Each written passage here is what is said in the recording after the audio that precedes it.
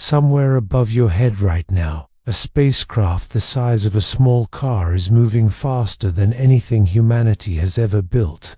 The Parker Solar Probe, during its closest passes by the Sun, reaches speeds above 430,000 miles per hour.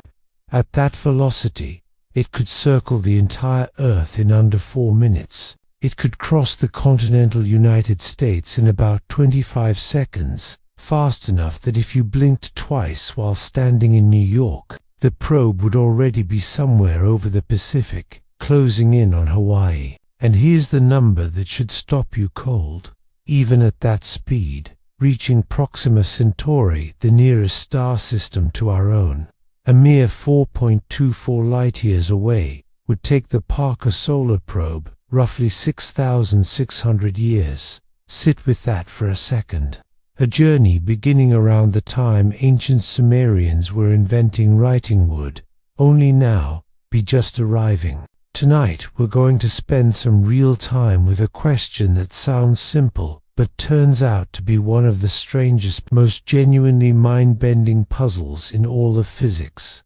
How far could a single human being actually travel within the natural span of one lifetime? The honest answer involves two very different stories. The first story is about engineering, and it's a humbling one. A story about just how violently the universe punishes anyone who tries to move quickly across cosmic distances using anything resembling current rocket technology. The second story is about something else entirely, a strange, genuinely verified property of reality itself, discovered by a 26-year-old patent clerk in 1905, that quietly rewrites everything we think we understand about distance, time, and the limits of a human life. By the end of tonight, you're going to understand both stories properly. You'll understand why our fastest spacecraft, after nearly half a century of travel, has covered a distance that would barely get you past your own mailbox if the trip to the nearest star was scaled down to a cross-country road trip. And you'll understand why, despite that crushing limitation, the actual physics of our universe permits something almost unbelievable. A single human lifetime, properly equipped, could, in principle, span not just nearby stars, but other galaxies entirely, distances that light itself needs millions of years to cross. None of this requires rushing. Let's take it slowly, the way the universe itself tends to operate, and build the whole picture properly from the ground up. Let's start with where we actually stand today, because the scale of the problem only becomes meaningful once you understand exactly how far humanity has gotten so far, using everything we currently know how to build. For almost the entirety of human existence, our species' maximum achievable speed sat at roughly 25 miles per hour, the top sprinting speed of a galloping horse, that ceiling held for over 200,000 years of human history, essentially unchanged. Then, within an almost absurdly short span of time, everything accelerated. By 1900, the automobile had pushed past 60 miles per hour. In 1903, the Wright brothers achieved powered flight at 34 miles per hour. Within 60 years of that first flight, test pilots had broken the sound barrier, reaching 761 miles per hour. By 1969, Apollo astronauts returning from the Moon hit nearly 25,000 miles per hour. Still, to this day, the fastest velocity any human being has personally experienced. The Parker Solar Probe moves roughly 17,000 times faster than those Apollo astronauts did. No human could actually survive aboard it, not primarily because of the speed itself, but because its trajectory carries it close enough to the Sun to experience temperatures exceeding 2,500 degrees Fahrenheit. This is a velocity achieved through years of carefully choreographed gravitational assists from Venus, not raw engine power, a kind of patient orbital ballet rather than a single powerful shove. And yet, Even this, humanity's single greatest velocity achievement, reveals something genuinely crushing about our current cosmic limitations. Traveling continuously at the Parker probe's peak speed for an entire 80-year human lifetime would carry you approximately 3 trillion miles, a number containing 12 zeros, written out in full. It sounds almost incomprehensibly vast, right up until you measure it against actual cosmic distances. 3 trillion miles works out to roughly 0.05 light. The nearest star system sits more than 80 times farther away than an entire human lifetime, lived at our fastest achievable velocity, could possibly cover. You could spend literally your entire existence traveling, end to end, and never come remotely close to leaving our immediate stellar neighborhood. The Oort cloud offers another useful, deeply humbling reference point. This vast, frozen, roughly spherical shell of ancient comets marks the true outer boundary of our Sun's gravitational influence, extending out to perhaps 100,000 astronomical units from the Sun, with 1 astronomical unit being the Earth-Sun distance, roughly 93 million miles. The Oort cloud represents the genuine edge of our solar system, the point where the Sun's gravity finally loosens its grip entirely and true interstellar space begins. At our current maximum achievable speed, reaching even the inner edge of the Oort cloud would require approximately 600 years of continuous travel, an entire human lifetime, lived at record-breaking velocity, wouldn't even get us past our own solar system's gravitational reach. We would die long before ever truly leaving the Sun's extended neighborhood of orbiting debris. For a more grounded sense of what decades of real, ongoing space travel actually accomplish, consider Voyager 1, humanity's most distant operating spacecraft, and the farthest any human-made object has ever traveled. After more than 47 years of continuous flight through interplanetary, now interstellar space, Voyager 1 has covered approximately 15 billion miles. Voyager crossed the heliopause back in 2012, the boundary where the Sun's outward-blowing solar wind finally loses its battle against the pressure of the thin interstellar medium that fills the space between stars. Headlines at the time proclaimed that Voyager had left the solar system. That's technically true in one narrow sense, and deeply misleading in another. The probe escaped the Sun's magnetic influence, certainly, but it remains firmly within the Sun's gravitational domain. It won't pass beyond the Oort cloud for another 30,000 years. 15 billion miles sounds genuinely impressive, right up until you realize it represents less than 0.03% of the total distance to the nearest star. If the full journey to Proxima Centauri was scaled down to a cross-country road trip from New York to Los Angeles, roughly 2,800 miles of highway Voyager 1, after 47 years of continuous travel, would have covered something like 100 feet. You would still be standing in your own driveway, barely past the mailbox, after half a century behind the wheel. Your neighbors would have watched you age from youth into retirement, while your car remained visible the entire time from their own kitchen window. Here's one more way to feel that disparity directly. Light travels at roughly 186,000 miles per second. In the time it's taken you to listen to this sentence, light has traveled far enough to circle the entire Earth roughly 7 times over. Voyager 1, after nearly 5 decades in flight, has covered a distance that light itself crosses in about 20 hours. The probe's entire 47-year journey amounts to less than a single day's worth of light travel. The full trip to Proxima Centauri represents over 150,000 times more distance than Voyager has managed to cover in nearly half a century of continuous motion. Voyager 1 currently moves at roughly 38,000 miles per hour relative to the Sun.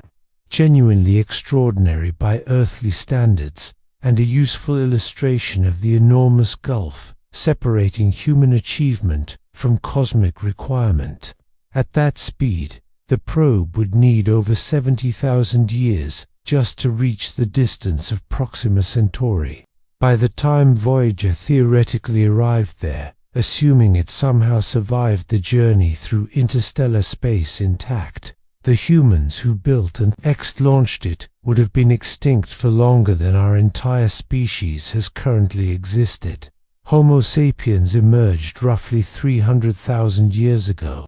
Voyager would need to travel for nearly a quarter of that entire span just to cross the gap to our single nearest stellar neighbor. It won't survive that journey, in any case.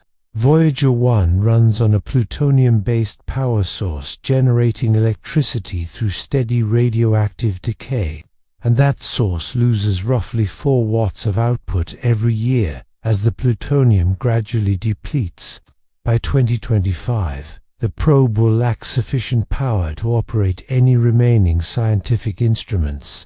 By 2036, it will go fully silent, continuing its outward journey afterward as nothing more than a dead, tumbling artifact drifting through the void, destined to wander for tens of thousands of years, reaching no destination, witnessed by no human eye ever again. The underlying issue here isn't a failure of imagination or effort.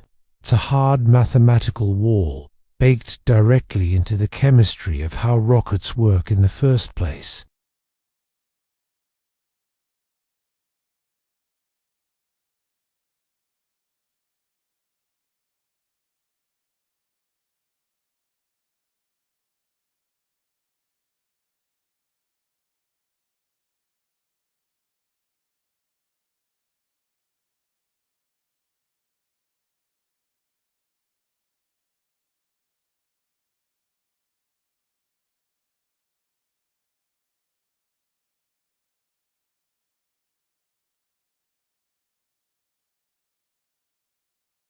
Chemical rockets run directly into a wall described by something called the Tsiolkovsky rocket equation, derived by the Russian scientist Konstantin Tsiolkovsky back in 1903.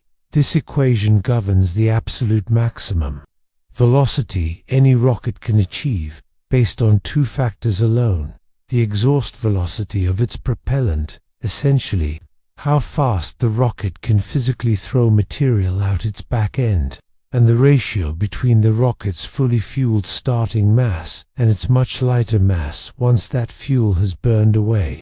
For chemical propellants specifically, exhaust velocities top out at around 4.5 kilometers per second. This isn't some engineering shortfall awaiting a clever fix down the road. It's a hard ceiling imposed directly by the chemistry of combustion itself. When you burn hydrogen and oxygen together, about the most energetic chemical reaction we can practically harness for propulsion, the resulting steam molecules simply can't move faster than a certain speed, full stop. The energy released by breaking and reforming chemical bonds has an absolute physical ceiling. No amount of clever engineering will ever coax water molecules out of a rocket nozzle faster than basic chemistry allows. The cruelty of the rocket equation becomes genuinely vivid once you actually calculate what reaching even modest interstellar velocities would demand using chemical propulsion alone. To accelerate a small probe, say 1,000 kilograms up to just 1% of light speed, using purely chemical rockets, you would need a starting fuel supply exceeding the total mass of the entire observable universe. Not the mass of Earth, not the mass of the Sun, not even the combined mass of every star in our galaxy. The combined mass of every galaxy, every star, every planet, every single atom in the observable cosmos wouldn't provide enough chemical fuel to push a small car up to 1% of light speed. That's not exaggeration for dramatic effect. That's simply what the underlying mathematics demand. The rocket equation contains an exponential term that punishes any attempt to reach higher velocities, with chemical propulsion specifically. Each additional small increment of speed requires not merely more fuel, but exponentially more fuel, and the curve climbs so steeply that it blows past any physically meaningful quantity of matter almost immediately. Gravity assists offer some genuine relief here, letting spacecraft effectively steal velocity from passing planets without burning a drop of additional fuel. By carefully timing close flybys of massive bodies, a spacecraft can trade momentum with a planet, gradually building speed through pure gravitational interaction. Both Voyager probes leaned on this technique extensively, bouncing from Jupiter to Saturn to build up the velocity that eventually carried them toward interstellar space. The Parker Solar Probe exploits multiple Venus flybys for exactly this reason, to reach its own record-setting speeds near the Sun. The basic mechanics involve falling toward a planet, picking up speed as its gravity pulls you in, and then departing on a new trajectory that effectively converts a sliver of the planet's own orbital momentum into spacecraft velocity. The planet itself loses an utterly imperceptible fraction of its orbital energy in the exchange. Jupiter genuinely does move very slightly slower around the Sun after each Voyager flyby, though the change is far too tiny to ever measure directly, while the spacecraft gains a substantial velocity boost in return. Even gravity assists, though, run into hard limits. Our solar system only contains so many sufficiently massive bodies positioned usefully for this kind of maneuver. Jupiter represents our single largest available gravity assist resource, and any given spacecraft can only extract so much benefit from each individual flyby, and every gravitational boost adds velocity at the cost of years spent simply traveling to reach the next planetary encounter in the first place. A spacecraft deliberately engineered to optimize this technique, bouncing patiently between planets across decades of careful trajectory planning, might eventually reach velocities approaching perhaps 150,000 miles per hour, roughly 4 times Voyager's current speed, achieved only through a decade or more of painstaking maneuvering. Still hopelessly inadequate for any meaningful interstellar journey within a human lifetime. Still requiring tens of thousands of years to reach even our nearest stellar neighbors. The fastest outbound velocity any spacecraft has achieved, primarily through gravity assists, belongs to New Horizons, which flew past Pluto in 2015 at roughly 36,000 miles per hour relative to the Sun, after receiving a substantial boost from Jupiter back in 2007. The probe raced toward the outer solar system faster than any previous outbound mission, and the images it eventually returned of Pluto revealed a world far more complex and visually striking than almost anyone had anticipated. Nitrogen glaciers, mountain ranges built from water ice, and yet, even this genuinely impressive velocity would require over 80,000 years just to cross the distance to our nearest stellar neighbor. Ion propulsion systems offer a meaningful, if still modest, improvement over chemical rockets by dramatically boosting exhaust velocity. These engines work by ionizing a propellant, typically xenon gas, and then accelerating the resulting charged particles through carefully shaped electric fields. The resulting ions exit the engine at velocities 10 to 20 times higher than anything achievable through chemical combustion, allowing far greater overall efficiency in converting available propellant mass into usable spacecraft velocity. NASA's Dawn spacecraft used exactly this kind of ion propulsion to explore the asteroid belt, becoming the first mission ever to orbit 2 separate celestial bodies beyond Earth. Its ion engines enabled maneuvers a chemical rocket of equivalent mass simply couldn't have managed. The spacecraft could gradually reshape its orbit over months of sustained continuous thrust, accomplishing trajectory changes chemical propulsion could never achieve with any practical fuel supply. And yet, ion engines produce thrust so genuinely tiny that their underlying efficiency advantage essentially evaporates the moment you need rapid acceleration. Dawn's ion drive generated roughly 90 millitons of force. To get a feel for just how small that is, hold a single sheet of ordinary paper flat on your open palm. The weight of that paper pressing down on your hand is roughly comparable to the thrust an ion engine like Dawn's actually produces. Applied continuously, patiently, for years on end, that tiny force can eventually build genuinely significant velocity, but building it requires patience measured in decades, not the days or weeks a chemical rocket burn demands. Even granted unlimited fuel and a full century of continuous operation, ion propulsion simply cannot approach the velocities interstellar travel within any human timescale would require. You could run an ion engine continuously for an entire human lifetime and still fail to reach speeds that would meaningfully shorten the journey to even our nearest neighboring stars. The technology genuinely excels at efficient maneuvering within our own solar system. It offers essentially no real solution to the broader interstellar distance problem. Ion drives are remarkable at what they're actually built to do. What they're built to do simply isn't enough, on its own, to bridge cosmic distances. Nuclear thermal rockets represent the next meaningful step up the propulsion ladder. These engines work by routing hydrogen propellant directly through a nuclear reactor core, heating it to extreme temperatures before expelling it out through a nozzle. The nuclear heat source lets that hydrogen reach exit velocities roughly double what chemical combustion alone can manage, effectively doubling exhaust velocity and meaningfully softening the rocket equation's otherwise cruel mathematics. NASA tested nuclear thermal rockets extensively during the NERVA program throughout the 1960s and into the early 1970s. Engineers ran dozens of successful reactor tests, operating nuclear engines for extended durations and conclusively demonstrating that nuclear thermal propulsion genuinely works, reliably, in practice.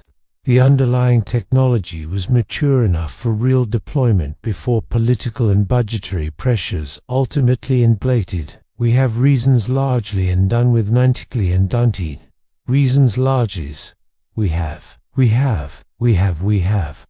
the goal with no need we have new well unclothes. With much of a car or so with when what will when and with see when with but like with the work we could all sign look what about with papa without I got not work I got out there so guess so mess it cause was cackled but back nuclear follows. A nuclear thermal rocket could theoretically accelerate a spacecraft to roughly 100,000 miles per hour using reasonably achievable fuel ratios, a meaningful improvement over chemical systems, roughly tripling what combustion alone can achieve. Journey time to Proxima Centauri at this velocity would drop to approximately 28,000 years.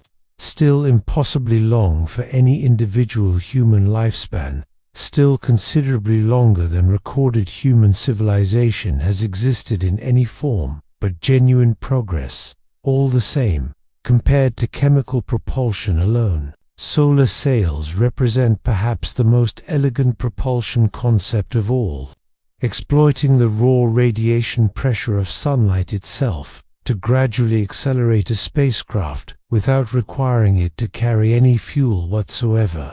When photons strike a sufficiently reflective surface, they transfer tiny amounts of momentum directly to that surface, gently pushing it in the direction the light happened to be traveling. A sufficiently large, sufficiently lightweight, reflective sheet could, in principle, harness this pressure to gradually build real velocity over an extended period. Japan's Icarus spacecraft demonstrated exactly this concept successfully back in 2010, unfurling a 14-meter membrane and achieving genuinely measurable acceleration purely from sunlight. The mission proved the basic concept works in actual practice, not merely in theory. Light really can push physical objects through space, and a sufficiently advanced sail design could exploit this effect for propulsion without carrying a single gram of conventional fuel. Close to the Sun, where solar radiation intensity peaks, a solar sail could theoretically achieve acceleration approaching roughly 1% of Earth's surface gravity. That sounds genuinely promising, right up until you realize that sustaining this acceleration requires staying close to the Sun, and the entire point of propulsion, by definition, is eventually going somewhere else entirely. As any sail moves progressively farther from the Sun, radiation intensity falls off with a square of distance. Double your distance, and you receive only a quarter of the original radiation pressure. The acceleration that seems genuinely promising near the Sun quickly becomes negligible out in the outer solar system, and vanishes almost entirely once you reach true interstellar space. A solar sail launched from a particularly close solar approach might still reach velocities of several 100,000 miles per hour before radiation pressure finally becomes too weak to provide any further meaningful acceleration. At 500,000 miles per hour, roughly 100 times Voyager's current speed, and faster than any spacecraft has ever actually traveled, the journey to the nearest star would still demand over 5,000 years.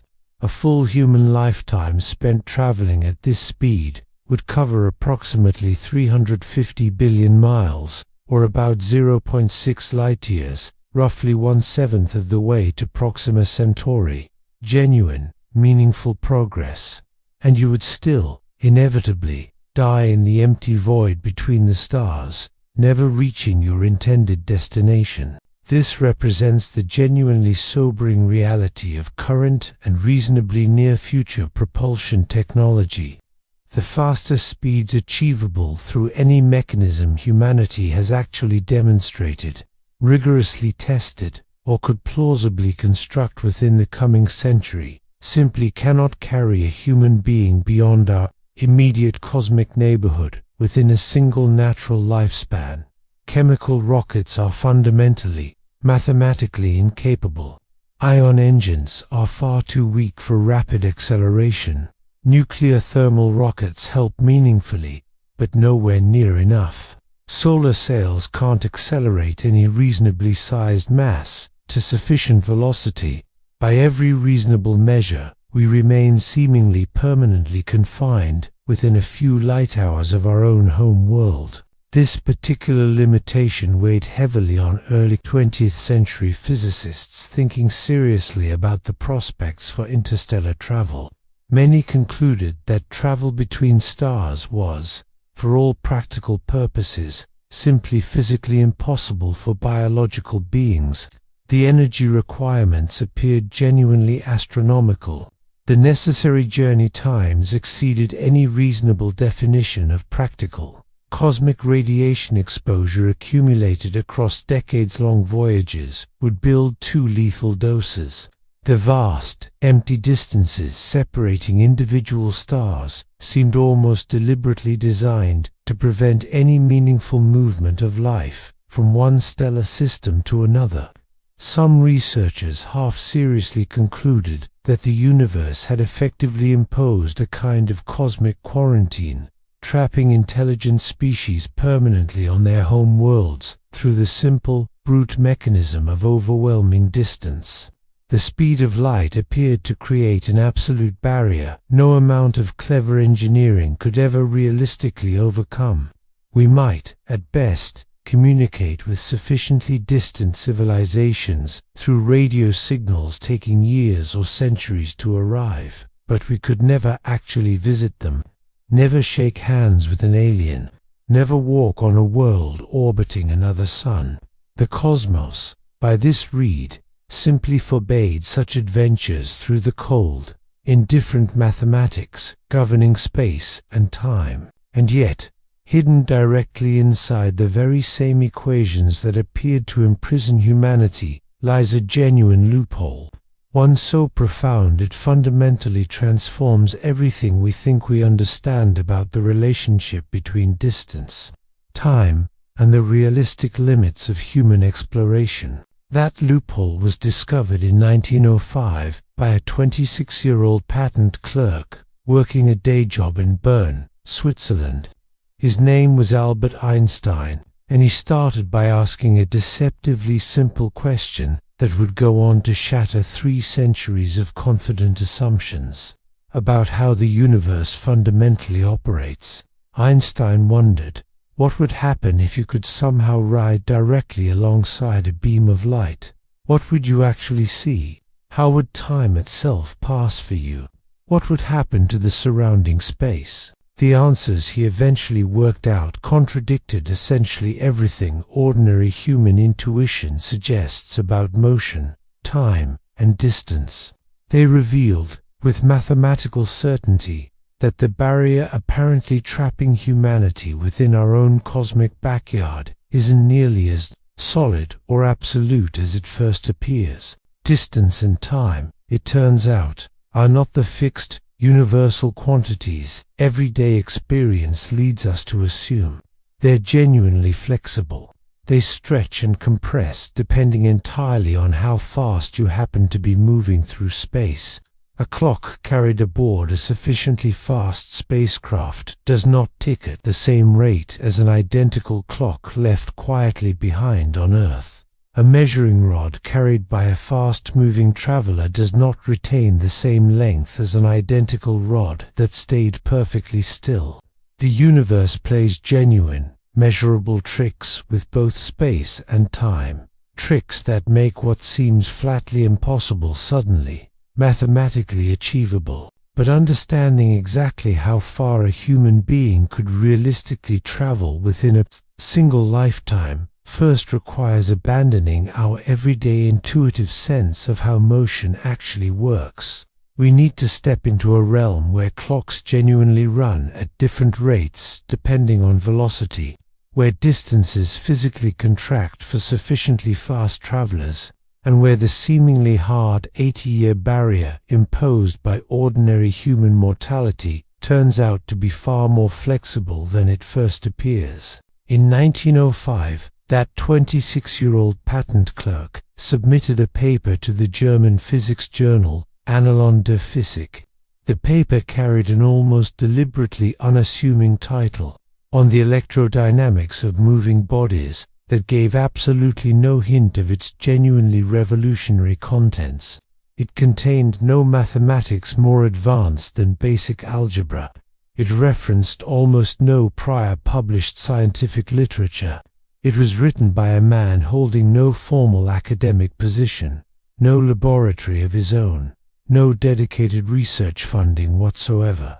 And yet this single document would go on to demolish 3 full centuries of confident assumptions about the structure of the universe, and reveal, with mathematical rigor, that time itself genuinely bends to the influence of velocity. Einstein began from a premise so deceptively simple it almost sounds trivial. The speed of light in a vacuum remains exactly constant for every observer, regardless of how fast that observer happens to be moving. Whether you're standing perfectly still on Earth's surface or racing through deep space at half the speed of light, you will always measure light traveling at precisely 186,282 miles per second. This constancy isn't some engineering limitation or a quirk of imperfect measurement. It's woven directly into the fundamental structure of physical reality itself. From that single starting premise, Einstein derived a cascade of consequences that thoroughly shattered ordinary intuition. If the speed of light genuinely must remain constant for every possible observer, then something else, somewhere, has to give instead. That something turned out to be time itself. Clocks aboard moving vessels genuinely tick more slowly than identical clocks that remain stationary. This effect, what physicists call time dilation, seemed almost absurd when Einstein first proposed it. How could time, supposedly the most fundamental, universal quantity imaginable, possibly flow at meaningfully different rates, depending purely on how fast you happen to be moving? And yet the underlying mathematics proved entirely inescapable, and within mere decades, careful experiments thoroughly confirmed exactly what Einstein had originally derived from pure logical reasoning alone. Time dilation is genuinely real. It's measurable, with precision instruments, and it fundamentally transforms everything we previously thought we understood about the realistic limits of human exploration. The precise relationship between velocity and time dilation follows an exact mathematical formula. Einstein introduced a particular quantity physicists call gamma, sometimes referred to as the Lorentz factor. That tells you precisely how much time slows down at any given velocity. The formula itself, while it might look intimidating, written out in full, ultimately yields numbers genuinely capable of transforming the entire fate of an interstellar traveler. At everyday velocities, gamma barely differs from 1 at all. A car cruising at ordinary highway speed experiences time dilation so vanishingly tiny that even our most precise atomic clocks can barely detect it. An airplane passenger ages perhaps a handful of nanoseconds less than someone who stayed safely on the ground during the exact same cross-country flight. The effect genuinely exists, but carries essentially zero practical significance for ordinary terrestrial life. The real magic begins once velocity climbs toward a genuinely substantial fraction of light speed. At 50% of light speed, gamma reaches roughly 1.15, meaning time aboard the spacecraft passes about 15% slower than time back on Earth. 1 year of subjective ship time corresponds to roughly 14 months passing back home. Noticeable, certainly, but not yet truly transformative. Push to 90% of light speed, and gamma jumps to approximately 2.3 for every single year passing aboard the speeding vessel. 2 years and 4 months pass back on Earth. A 50-year journey at this velocity would see the traveler age a full 50 years, while Earth, meanwhile, aged only roughly 15 years less proportionally. Wait. More precisely, the traveler experiences 50 years of subjective time, while Earth experiences considerably more.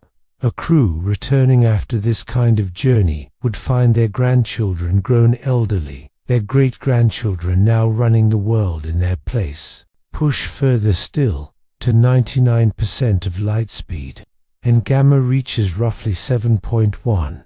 The transformation accelerates dramatically at this point. 7 years pass on. Earth for every single year experienced by the traveler.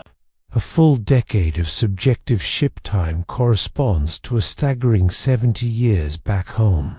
A journey lasting 50 subjective years for the traveler would span some 355 years of Earth history. You would depart from one civilization and return to find yourself standing inside an entirely different world altogether. At 99.9% of light speed, gamma exceeds 22. 22 years of Earth time compress into a single year experienced aboard the spacecraft. The disparity has, by this point, grown genuinely enormous. 50 years of subjective travel would span over 1,100 years back on Earth. The Roman Empire fell less than 1,600 years ago. A journey of this particular duration would cross time spans genuinely comparable to the entire rise and fall of major historical civilizations. The mathematics continues climbing relentlessly as velocity edges ever closer to light speed itself. At 99.99%, gamma surpasses 70. At 99.999%, gamma exceeds 223. At 99.999%, gamma climbs past 707. Each additional 9 you add to your stated velocity, each fractional step closer to true light speed, pushes the resulting time dilation factor higher by roughly a further factor of 3.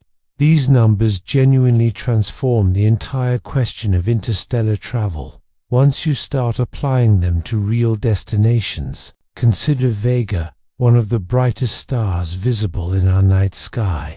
Sitting roughly 25 light-years from Earth, at conventional spacecraft velocities, reaching Vega would require many hundreds of thousands of years. No human could survive even the smallest fraction of such a journey. But at 99% of light speed, with gamma sitting at 7.1, the entire calculation transforms completely. From Earth's external perspective, the journey itself still takes roughly 25 years and 3 months. Light speed remains light speed, and you genuinely cannot exceed it. But from the traveler's own internal perspective, time dilation compresses that same duration by a factor of roughly 7. The subjective experienced journey time drops to something like 3.5 years. You could travel all the way to Vega, spend meaningful time exploring whatever planets happen to orbit that brilliant blue-white star, and return to Earth, having personally aged only about 7 years total, while 25 years passed back home in your absence. Push velocity further still, to 99.9% of light speed, and these numbers become even more remarkable. With gamma at 22, that same 25-year journey compresses to barely over a single year of subjective experienced time. You could visit Vega and return before celebrating your second birthday aboard the ship. Earth itself would have aged a full 50 years during your round trip, while you personally aged only about 2. The Pleiades star cluster, that famous, easily visible grouping of hot blue stars seen in winter night skies, sits roughly 440 light-years from Earth. At conventional propulsion speeds, reaching it would take millions of years. At 99.9% of light speed, with gamma exceeding 70, subjective journey time drops to roughly 6 years. You could travel to one of the most genuinely famous star clusters in all of human mythology, explore multiple distinct stellar systems within it, and return, having personally aged perhaps 15 years, while Earth, back home, aged nearly 9 centuries in the meantime. The center of our own galaxy sits roughly 26,000 light-years away, home to a supermassive black hole containing the mass of roughly 4 million suns, surrounded by dense star clusters and violent astrophysical phenomena found nowhere else in the Milky Way. At 99.999% of light speed, with gamma exceeding 223, subjective journey time falls to approximately 116 years, still longer than any single ordinary human lifespan, but genuinely within reach of a multi-generational crew, or of travelers willing to bet on whatever life extension technologies might plausibly emerge across the coming centuries. Pushed to 99.9999% of light speed, with gamma exceeding 700, and the galactic center becomes reachable in roughly 37 years of subjective ship time. A traveler could depart Earth at age 25, journey all the way to the supermassive black hole anchoring the heart of our own galaxy, conduct observations utterly impossible from anywhere near Earth, and arrive having aged to roughly 62. they would return home to discover that over 52,000 years had passed on Earth in their absence, while they themselves had lived out an entirely normal human lifespan throughout the entire journey. The Andromeda Galaxy presents perhaps the ultimate test case for relativistic travel within what we might reasonably call our local cosmic neighborhood. At 2.5 million light-years distant, Andromeda represents the nearest major galaxy to our own, its trillion-strong population of stars forming a spiral structure even larger than the Milky Way itself, potentially harboring countless worlds, and perhaps entirely separate civilizations of its own. No conventional propulsion system could ever realistically bridge that gap within any meaningful time frame whatsoever. And yet, at velocities where gamma reaches roughly 1 million, achievable only at speeds so vanishingly close to light speed that the practical difference becomes almost philosophical rather than physical, the subjective journey, time to Andromeda, drops to approximately 2.5 years.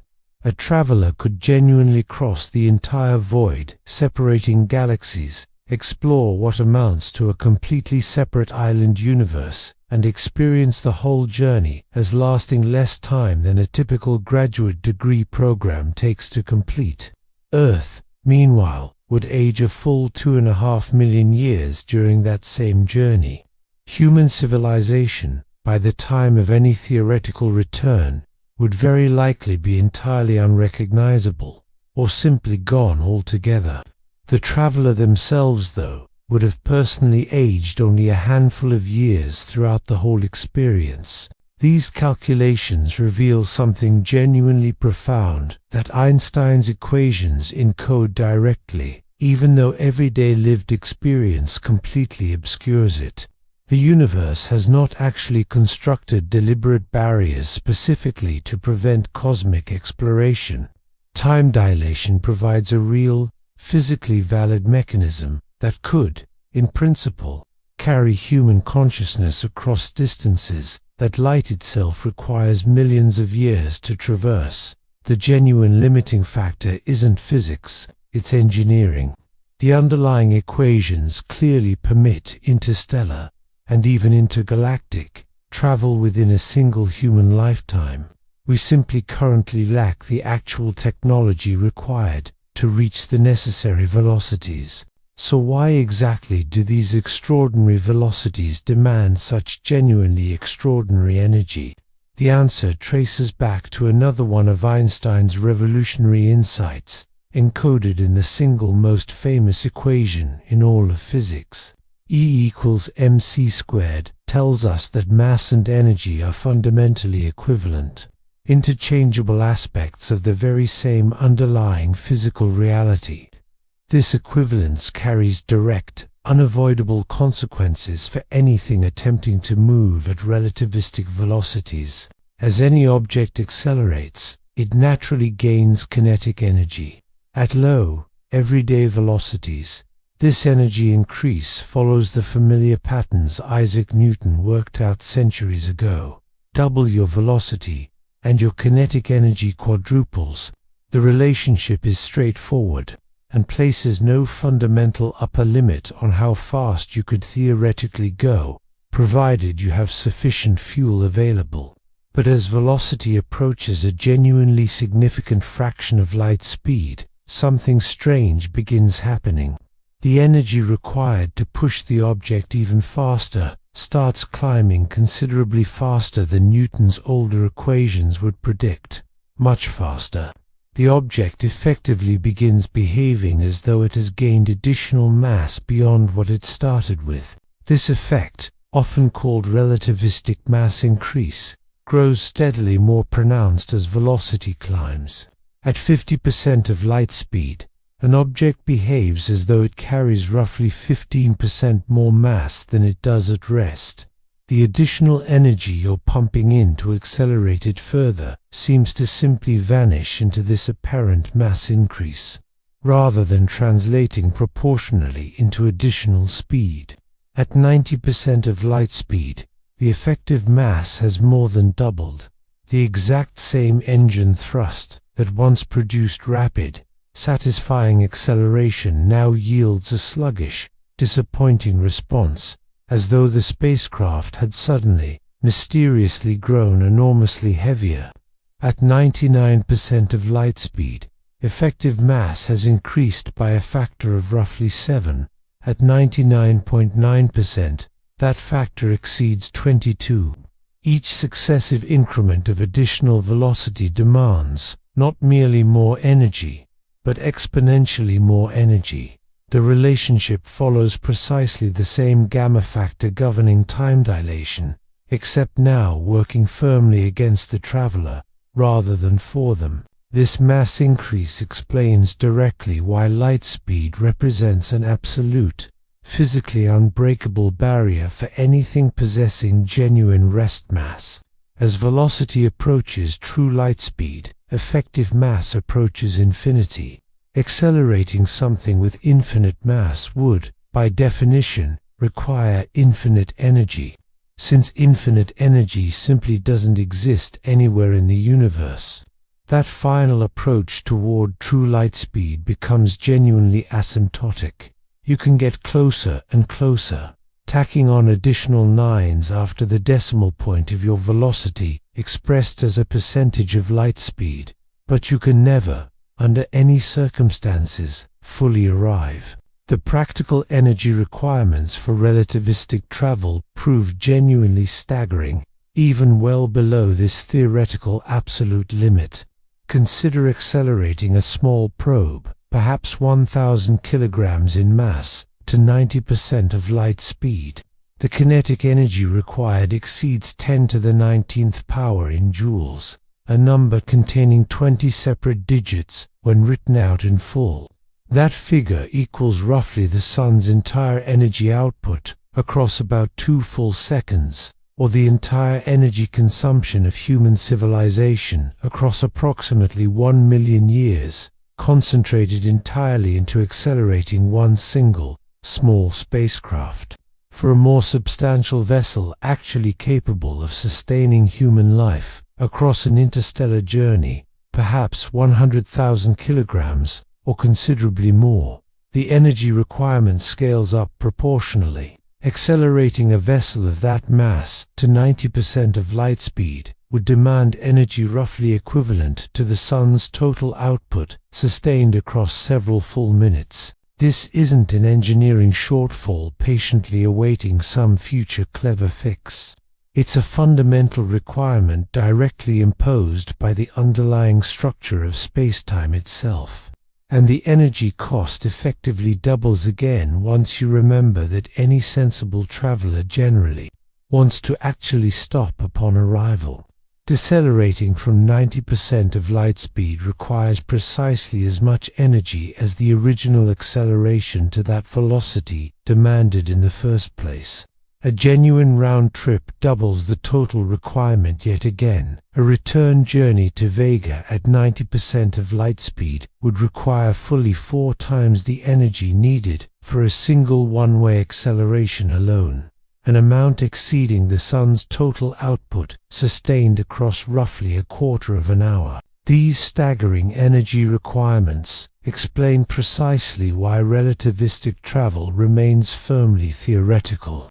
Despite the underlying physics having been thoroughly understood and experimentally verified for well over a century now, no propulsion system humanity has ever actually built, rigorously tested, or even seriously proposed in detail can deliver energy at anything resembling these scales.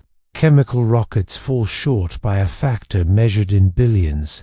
Conventional nuclear fission improves the underlying picture considerably, but still remains hopelessly inadequate. Even nuclear fusion itself, the very process that powers our own sun, genuinely struggles to provide sufficient energy density for any practical relativistic propulsion system. The required acceleration profile for genuine relativistic travel introduces additional complications worth understanding directly. Human bodies can comfortably tolerate continuous acceleration at one Earth gravity, essentially indefinitely.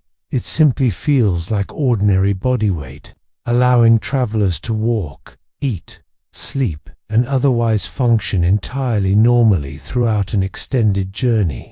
Higher sustained accelerations grow progressively uncomfortable and eventually genuinely dangerous.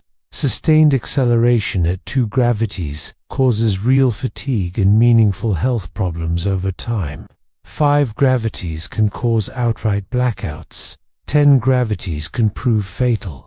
At a steady 1 gravity of continuous acceleration, a spacecraft would reach 90% of light speed in roughly 11 months. The first half of any such acceleration phase carries you steadily toward your destination, while simultaneously building velocity. At the journey's midpoint, you'd flip the entire spacecraft around and begin decelerating at the same steady 1 gravity, ultimately arriving at your destination with effectively 0 relative velocity after an identical duration spent braking. This constant acceleration profile meaningfully reshapes the underlying journey time calculations. Rather than quickly reaching some high velocity and then simply coasting the rest of the way, you instead spend the entire journey either continuously accelerating or continuously decelerating.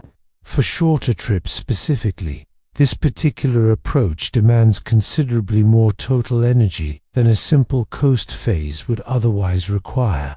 For genuinely long journeys, though, the constant acceleration approach actually saves real time overall by maintaining steady thrust throughout the entire trip, rather than merely coasting at some fixed velocity partway through. 1 full year of continuous acceleration at exactly 1 Earth gravity would bring a spacecraft to roughly 77% of light speed. 2 years of sustained acceleration would reach approximately 97%. 3 years would push past 99% outright. The raw velocity gains genuinely slowed down as you approach true light speed, with each additional year of continued acceleration adding progressively smaller increments. But time dilation compensates directly for this, compressing the traveler's subjective experienced journey time even as the raw acceleration efficiency itself steadily drops off. There's a particular thought experiment, sometimes called the twin paradox, that emerges naturally from all of this, and genuinely deserves careful, direct examination, because it illustrates just how profoundly time dilation reshapes actual human lived experience. Imagine 2 identical twins, call them Alice and Bob. Alice boards a relativistic spacecraft and travels out to a star 20 light-years distant. Cruising at 90% of light speed, Bob stays behind on Earth the whole time. From Bob's stationary perspective, back on Earth, Alice's outbound leg of the journey takes roughly 22 years. Her eventual return trip takes another 22 years on top of that. Bob personally ages a full 44 years over the entire span, waiting patiently for his twin sister to come home, growing, over that time, from a young adult all the way into retirement age, simply during Alice's absence. From Alice's own perspective, aboard the moving spacecraft, time dilation meaningfully compresses each individual leg of the same journey. At 90% of light speed, gamma equals roughly 2.3. Her 22-year outbound trip feels, from her own internal perspective, like only about 9.5 years. Her return trip feels like another roughly 9.5 years on top of that. Alice, in total, personally experiences only about 19 years of subjective travel time, while Bob experiences a full 44 years back home. When Alice eventually returns to Earth, she's 19 years older than she was when she originally left. Bob, meanwhile, is 44 years older. 2 twins, born on the very same day, are now separated by a full 25 years of biological age difference. Alice might still be showing just the first faint hints of grey hair, while Bob's hair has, by this point, gone completely white. Alice might still be actively building her career, while Bob is already planning out his retirement. This particular scenario genuinely troubled early critics of relativity, who pointed out that all motion is supposedly relative from Alice's own onboard perspective. After all, wasn't it technically Bob who was the one moving away and then eventually returning? Why, then, should Alice specifically be the one who ages less, rather than Bob? The resolution lies directly in the underlying asymmetry between their two very different experiences. Alice personally experienced genuine acceleration at the specific moment her spacecraft changed velocity, both at departure and again at the midpoint turnaround. Bob, throughout the entire episode, experienced no acceleration whatsoever. That fundamental asymmetry breaks the otherwise apparent equivalence between their two reference frames and definitively determines which twin ultimately ages less by the time they're reunited. This isn't merely a clever thought experiment. Either the twin paradox has been directly, experimentally verified using genuinely precise atomic clocks. In 1971, physicists Joseph Haffel and Richard Keating flew cesium atomic clocks aboard ordinary commercial airliners, circling the globe, and then carefully compared the readings against identical reference clocks that had remained stationary the entire time. The airborne clocks had gained roughly 270 nanoseconds compared to their stationary counterparts, precisely matching what special relativity had predicted in advance, down to the calculation. The effect itself was genuinely tiny, simply because ordinary airplane velocities are themselves tiny compared to true light speed. But the underlying effect was entirely real, fully measurable with sufficiently precise instruments, and it directly confirmed predictions Einstein had originally made a full century earlier, working from pure mathematical reasoning alone. Time dilation opens up genuinely strange possibilities for any actual relativistic traveler, beyond simply the question of differential aging. Information broadcast from Earth could theoretically reach travelers at some point during their journey, letting them receive ongoing news, entertainment, and personal messages from back home. But the travelers would receive all of that information meaningfully compressed in time, with years' worth of Earth broadcasts arriving compressed into mere months of subjective shipboard time, letting them watch decades of unfolding Earth history play out during their journey, seeing children grow into adults and adults grow old, all in dramatically accelerated playback. Communication running in the opposite direction faces a genuinely different set of challenges entirely. Messages sent outward from the spacecraft would themselves take years to actually reach Earth, and Earth's eventual reply would likewise take years more to make the journey back. A traveler moving at 99% of light speed, journeying toward a star 100 light-years distant, would personally experience the trip in roughly 14 subjective years. But any message they sent home just 1 year into that journey would still take decades to actually reach Earth, and Earth's eventual reply wouldn't arrive back at the spacecraft until well after the traveler had already reached their destination entirely. The actual visual experience of relativistic travel would itself prove genuinely strange. Light arriving from directly ahead of a fast-moving spacecraft becomes blue-shifted, its frequency increased by the Doppler effect created through the spacecraft's own forward motion toward the light source. Stars positioned ahead would gradually shift away from their normal visible colors, moving toward blue, then ultraviolet, and eventually into X-ray frequencies as velocity continues climbing. The familiar constellations we know would, from this perspective, become sources of entirely invisible radiation, detectable only through specialized onboard instruments. Light arriving from behind the spacecraft experiences precisely the opposite effect. Trailing stars become redshifted, their light stretched out toward progressively longer wavelengths. They'd shift from ordinary visible colors toward infrared, and eventually toward radio frequencies, ultimately becoming entirely undetectable as their radiation dropped below the sensitivity of any onboard instrument. A related effect, called relativistic aberration, further distorts the traveler's actual field of view.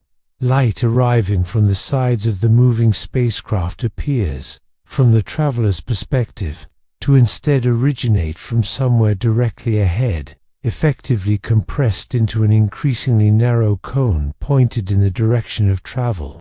At 90% of light speed, this effect bunches the majority of the visible universe into a circle spanning roughly 60 degrees directly ahead of the spacecraft. At 99% of light speed, that same circle shrinks down to approximately 16 degrees. At even higher velocities still, the entire visible cosmos effectively collapses into a single brilliant point of light positioned directly ahead, with complete, total darkness filling the entire view behind. The interstellar medium itself presents genuine hazards that grow steadily more severe as velocity increases. The space between stars isn't perfectly empty. Each cubic centimeter contains, on average, roughly one hydrogen atom, along with scattered traces of helium, heavier elements, and fine dust particles. At low velocities, this sparse material poses essentially zero meaningful threat. Spacecraft simply pass through it the way a bullet passes through ordinary air, barely registering its presence at all. At genuinely relativistic velocities, though, this same sparse material transforms into something close to a deadly radiation environment. Each individual hydrogen atom strikes the spacecraft carrying kinetic energy proportional to the square of the gamma factor. At 90% of light speed, each hydrogen atom impact delivers energy genuinely comparable to a cosmic ray particle strike. At 99% of light speed, that energy climbs by roughly another factor of 20. The spacecraft's forward-facing surfaces would face continuous bombardment from a relentless sleet of high-energy particles, fully capable of damaging onboard electronics, degrading structural materials over time, and penetrating directly into biological tissue. Shielding against this radiation would require either massive physical barriers or sophisticated active deflection systems. Magnetic fields could potentially sweep incoming charged particles away from the spacecraft entirely, though the necessary field strengths themselves grow considerably with increasing velocity.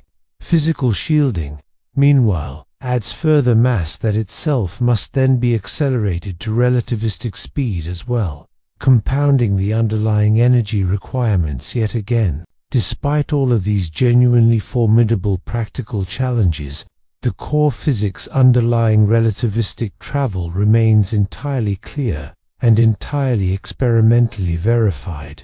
Time dilation isn't some abstract theoretical curiosity, it's a measured, confirmed phenomenon, repeatedly verified across decades of precision experiments. The underlying equations genuinely permit human travel across interstellar, and even intergalactic, distances within a single biological lifetime. The real barrier here is propulsion technology, not physics itself. So what technologies might actually deliver the velocities required to meaningfully exploit time dilation in practice? What engines could possibly provide the staggering energy requirements relativistic travel genuinely demands? The honest gap between our current spacecraft velocities and the speeds necessary for interstellar travel within a human lifetime spans an almost incomprehensible gulf. Our fastest probes today crawl through space at roughly 1/10,000th of light speed. Reaching even 10% of light speed, the rough threshold where relativistic effects first become genuinely noticeable requires increasing our current velocity by a factor of roughly 170, reaching 90% of light speed, where time dilation begins, dramatically compressing journey times, requires a velocity increase of roughly 1,500 times beyond anything we've currently achieved. This isn't an incremental engineering improvement waiting patiently in the wings. This represents a genuine revolution in propulsion technology, one that would need to bridge a gap spanning 6 full orders of magnitude, and yet humanity has, over the decades, seriously conceived of propulsion concepts that could potentially bridge that exact gulf. Some require only continued engineering development, building on physics we already fully understand. Others demand genuine breakthroughs in materials, science, or large-scale energy production. A few push out into genuinely speculative territory, where the underlying physics itself remains uncertain or unconfirmed. Understanding these various concepts properly reveals both the genuine possibilities and the real limitations of interstellar travel attempted within a human lifetime. Nuclear pulse propulsion represents perhaps the single most audacious propulsion concept ever seriously studied by mainstream engineers.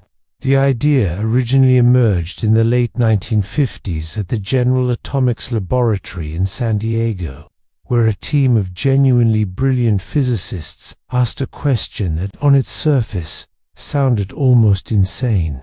What if you could directly harness nuclear explosions for spacecraft propulsion?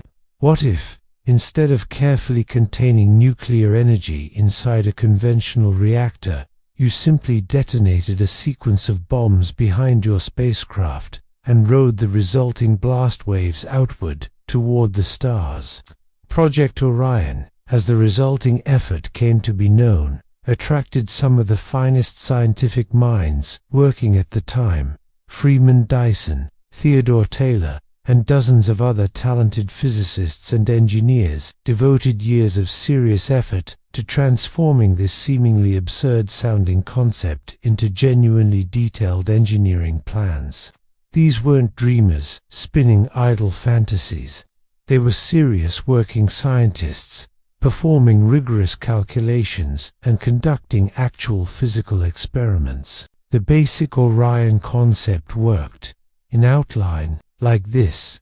A spacecraft would carry a substantial supply of specially designed nuclear explosive devices, essentially purpose-built bombs. These devices would be ejected, one at a time, from the rear of the spacecraft, and detonated at a carefully pre-calculated distance behind the vessel. Each explosion would create an expanding plasma fireball, and a massive pusher plate mounted at the rear of the spacecraft would absorb the momentum from whatever fraction of that expanding plasma happened to strike it directly, shoving the entire vessel forward.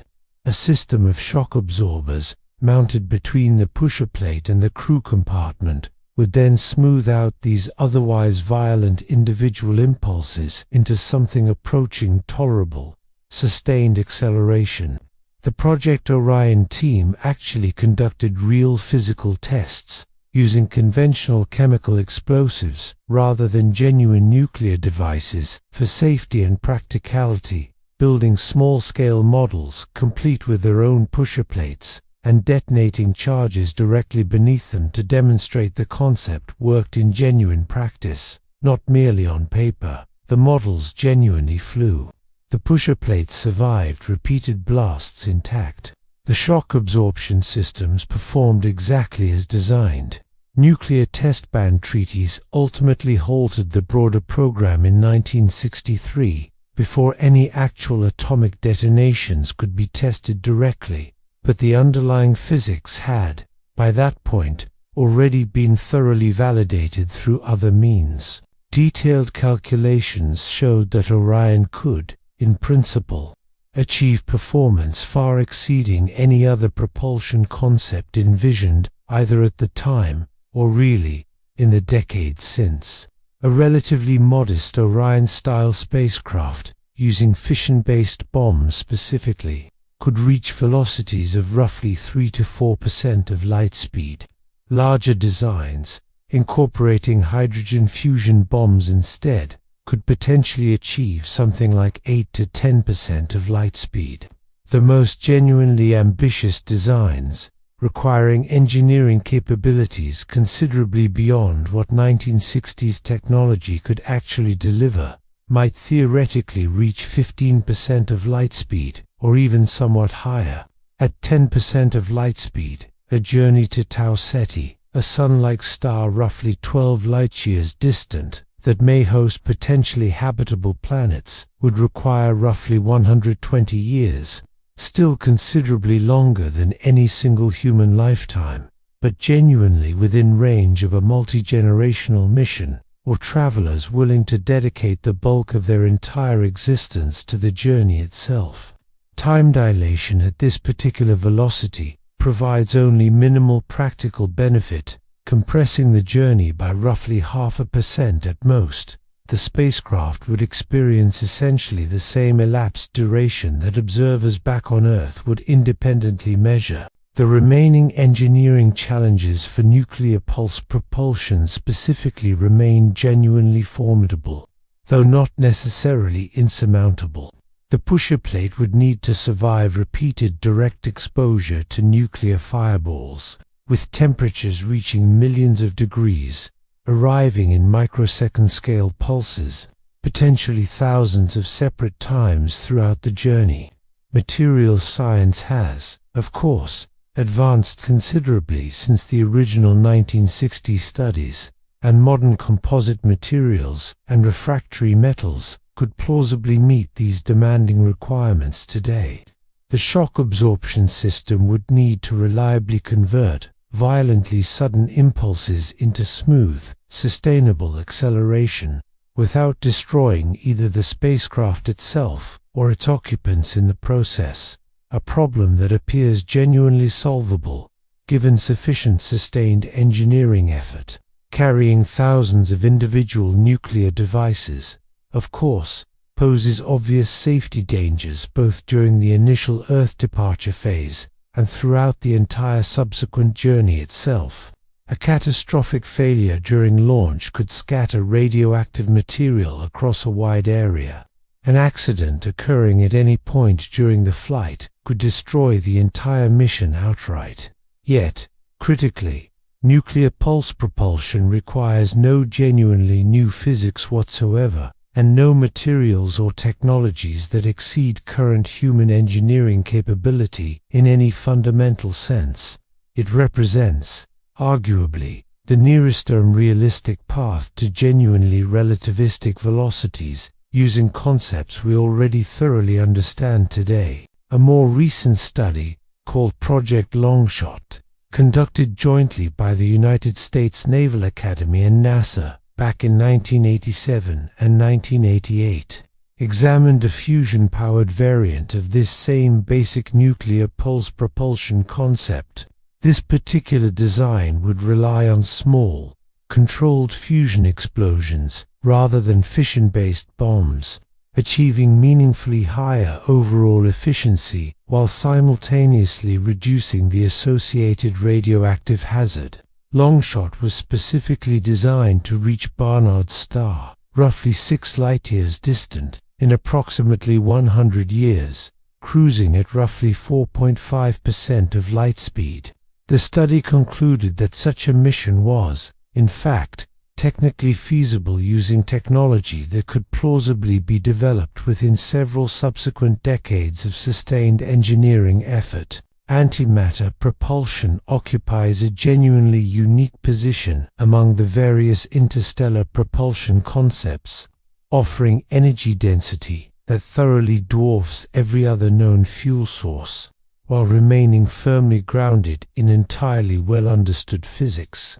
When a particle of ordinary matter contacts its antimatter counterpart, both particles annihilate completely, converting 100% of their combined mass directly into pure energy. This compares quite favorably against nuclear fission, which converts roughly only 0.1% of available mass into usable energy, and nuclear fusion, which achieves roughly 0.7% conversion efficiency at best. Antimatter is, by these measures, roughly 140 times more energy-dense than fusion, and roughly 1,000 times more efficient than fission. A single gram of antimatter, annihilating against a single gram of ordinary matter, releases approximately 180 trillion joules of total energy, comparable to the explosive yield of the Hiroshima atomic bomb, or equivalent to roughly 4.5 years' worth of total energy consumption for an average American household. It represents an energy density that could, in principle, accelerate a small spacecraft to velocities chemical rockets could never approach, regardless of however much fuel they might theoretically carry.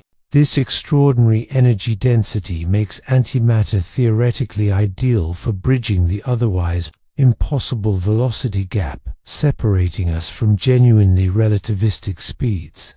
An antimatter rocket would, in principle, work by directing the actual products of matter-antimatter annihilation through a carefully shaped magnetic nozzle, generating directional thrust in the process. When an electron meets its antimatter counterpart, the positron, both particles simply vanish, producing gamma rays directly. When a proton meets an antiproton instead, the resulting annihilation produces a spray of particles called pions, which can themselves be magnetically directed and channeled. These pions subsequently decay further into lighter particles, including muons, which can likewise be magnetically channeled before they, too, eventually decay into electrons and neutrinos. The resulting exhaust velocity of a properly functioning antimatter rocket would approach a genuinely significant fraction of light speed itself, vastly exceeding anything achievable through chemical, conventional nuclear, or even fusion-based propulsion systems. This extreme exhaust velocity fundamentally transforms the otherwise cruel rocket equation that so severely limits chemical propulsion specifically. With antimatter as fuel, achieving genuinely relativistic spacecraft velocities becomes mathematically plausible, rather than requiring more raw fuel mass than exists anywhere in the entire observable universe. Consider, as one example, a hypothetical journey to Epsilon Eridani, a relatively young Sun-like star, roughly 10.5 light-years from Earth, known to host at least one confirmed planet, at 30% of light speed, theoretically achievable using something like 100 kilograms of antimatter fuel for a reasonably modest probe. The journey would require roughly 35 years from Earth's external perspective. Time dilation, at this particular velocity, would compress the traveler's own subjective experience to roughly 33 years, a modest, but still genuinely meaningful, reduction. A human could depart Earth at age 30 and arrive at Epsilon Eridani at a subjective biological age of 63, still potentially vigorous enough to conduct meaningful exploration upon arrival. Scaling up the available antimatter supply enables correspondingly higher velocities, with correspondingly more dramatic time dilation benefits. Several thousand kilograms of antimatter could theoretically accelerate a more substantial crewed vessel to perhaps 70 or 80% of light speed. At these higher velocities, the journey to Epsilon Eridani would still require roughly 13 to 14 years from Earth's own external perspective, but time dilation would compress the traveler's actual subjective experience down to something like 8 or 9 years total. The exact same journey that once seemed to demand the bulk of an entire human lifetime instead becomes comparable to a genuinely long, but still entirely manageable, extended expedition. The truly insurmountable obstacle with antimatter propulsion, though, lies not in the underlying physics at all, but rather in the sheer practical difficulty of production. Antimatter simply doesn't exist naturally in any significant quantity, anywhere in the known universe. Every single antiproton ever used for propulsion would need to be deliberately manufactured through high-energy particle accelerator collisions, each of which itself requires enormous energy inputs to perform. Current global antimatter production, across all existing facilities combined, totals perhaps 10 to 20 nanograms per year, generated primarily at major facilities like CERN in Switzerland and Fermilab here in the United States. To get a sense of just how minuscule that production rate genuinely is, reaching Epsilon Eridani, using 100 kilograms of antimatter fuel, would require accumulating current global production rates continuously for roughly 5 billion years straight. The associated energy cost compounds this fundamental problem even further. Creating antimatter through particle collisions consumes roughly 10 billion times more total energy than the resulting antimatter ultimately ends up storing. Manufacturing sufficient antimatter for even a single interstellar probe would require energy inputs exceeding the entirety of human civilization's total power consumption, sustained across centuries, or possibly millennia. Antimatter storage itself presents equally daunting practical challenges of its own. Antimatter annihilates instantly upon contact with any ordinary matter whatsoever, requiring sophisticated containment systems capable of suspending the fuel in a perfect vacuum, held in place entirely through carefully shaped magnetic fields. The fuel must never once touch the walls of its own container, must remain perfectly stable throughout the violent vibrations of launch, and must somehow survive decades of continuous storage throughout an extended interstellar transit. The longest duration antimatter has ever been successfully stored under laboratory conditions is roughly 16 hours, achieved at CERN back in 2023.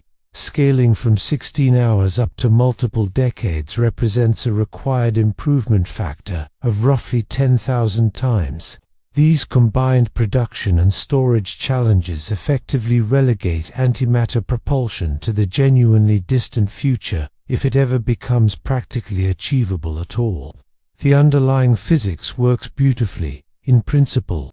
The required engineering remains, for now, well beyond any foreseeable near-term capability. Antimatter represents a genuine theoretical ideal, against which other propulsion concepts can usefully be measured and compared, rather than any realistic near-term pathway toward the stars. Beamed energy propulsion sidesteps one of the fundamental problems plaguing essentially every rocket-based propulsion concept we've discussed so far. Conventional rockets must carry their own energy source along with them, and that energy source itself carries mass that must, in turn, also be accelerated. This creates a genuinely vicious cycle, where adding more fuel to increase velocity also adds more mass that itself then requires yet more fuel to accelerate properly. Beamed energy systems break this particular cycle entirely by simply leaving the actual power source safely back home. The underlying concept traces back to the 1960s, when physicist Robert Ford first proposed using sufficiently powerful lasers to accelerate genuinely lightweight solar sails up to interstellar velocities. A sail built this way would need to carry no fuel of any kind whatsoever. It accelerates simply by reflecting incoming photons, gaining momentum directly from the light itself. With a sufficiently powerful laser array, paired with a sufficiently lightweight sail, velocities approaching a genuinely significant fraction of light speed become theoretically achievable in principle. Breakthrough Starshot, announced back in 2016 with an initial $100 million in funding from Russian billionaire Yuri Milner, represents the most serious modern effort to actually develop functioning beamed energy propulsion. The project, publicly endorsed by the late Stephen Hawking before his death, proposes using a coordinated ground-based laser array to accelerate genuinely tiny spacecraft, called starships, to roughly 20% of light speed. At that velocity, the journey to the Alpha Centauri system would require roughly 20 years total. The breakthrough Starshot concept specifically envisions a phased array of lasers, with a combined power output approaching 100 gigawatts, roughly equivalent to the combined electrical output of 100 large nuclear power plants operating simultaneously. This array would focus its entire combined output onto a spacecraft massing only a few grams total, consisting of a reflective sail measuring perhaps 4 meters across, connected to a tiny embedded chip carrying onboard cameras, communication systems, and basic navigation equipment. The resulting intense photon pressure would accelerate this gossamer light vessel from a complete standstill up to fully 20% of light speed in roughly 10 minutes total. The remaining engineering challenges here are genuinely staggering, though potentially surmountable with sufficient sustained effort. The laser array itself would need to maintain perfectly coherent focus on a target that's rapidly accelerating away, eventually receding to distances where light-speed communication, delays between the laser array and its target, stretch out first to seconds and eventually to full minutes. The sail itself would need to survive radiation intensities genuinely capable of vaporizing conventional materials outright, requiring advanced reflective coatings that, for now, remain largely speculative.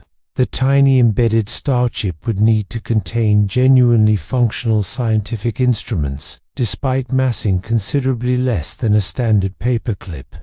And yet, breakthrough Starshot offers genuine, meaningful advantages over most other interstellar propulsion concepts. The laser array itself remains safely on Earth, where it can be powered using ordinary terrestrial energy sources, properly maintained, periodically upgraded, and reused across multiple separate missions over time. Each individual starship costs relatively little compared to a conventional full-scale spacecraft, allowing hundreds, or even thousands, to potentially be launched together, meaningfully improving the overall odds that at least some fraction survive the journey intact and successfully return useful scientific data. The fundamental, fatal limitation of beamed energy propulsion, specifically for any kind of human travel, lies squarely in the problem of deceleration. A laser-propelled sail accelerates by reflecting light arriving from behind it. It simply cannot slow back down using that same basic mechanism, because no equivalent laser array exists waiting at the destination to push back against on arrival. A breakthrough Starshot-style probe would essentially flash through the Alpha Centauri system at 20% of light speed, having only a few brief minutes available to conduct meaningful observations before departing forever, never to return. For robotic probes seeking only photographs and basic data, this brief flyby approach might genuinely suffice. For human travelers actually hoping to stop somewhere and explore in person, this particular approach fails completely. Magnetic sails offer one potential, partial solution to this exact deceleration problem. A superconducting loop generates an enormous magnetic field, one that interacts directly with charged particles present either in the broader interstellar medium or in the stellar wind emanating from the destination star itself. This interaction creates genuine aerodynamic-style drag, gradually slowing the spacecraft over time. In principle, a sufficiently designed magnetic sail could decelerate a vessel from relativistic velocities all the way down to a complete stop, over a period of months or years.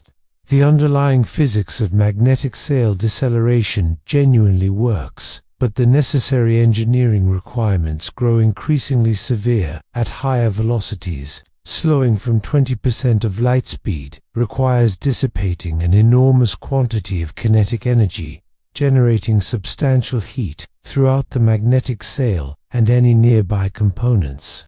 The superconducting loops themselves would need to maintain their delicate superconducting properties despite this generated heat, requiring genuinely sophisticated thermal management systems. The density of the interstellar medium itself varies considerably along different possible trajectories, making any precise deceleration profile genuinely difficult to predict and reliably control in advance. Fusion propulsion represents perhaps the single most realistic overall path toward velocities where time dilation finally becomes genuinely meaningful for actual human travelers. Fusion reactions combine light atomic nuclei, typically various isotopes of hydrogen, together, releasing energy far exceeding what either chemical reactions or nuclear fission can manage. The Sun itself, after all, is fundamentally a fusion reactor, continuously combining hydrogen into helium and radiating outward the very energy that makes life on Earth possible in the first place. Successfully harnessing that same basic process for spacecraft propulsion could genuinely open the stars to meaningful human exploration. The underlying physics of fusion propulsion is, by this point, genuinely well understood. When deuterium and tritium nuclei fuse together, they produce helium plus a high-energy neutron, releasing roughly 17.6 million electron volts of energy in the process, vastly exceeding the mere few electron volts released by an ordinary chemical reaction.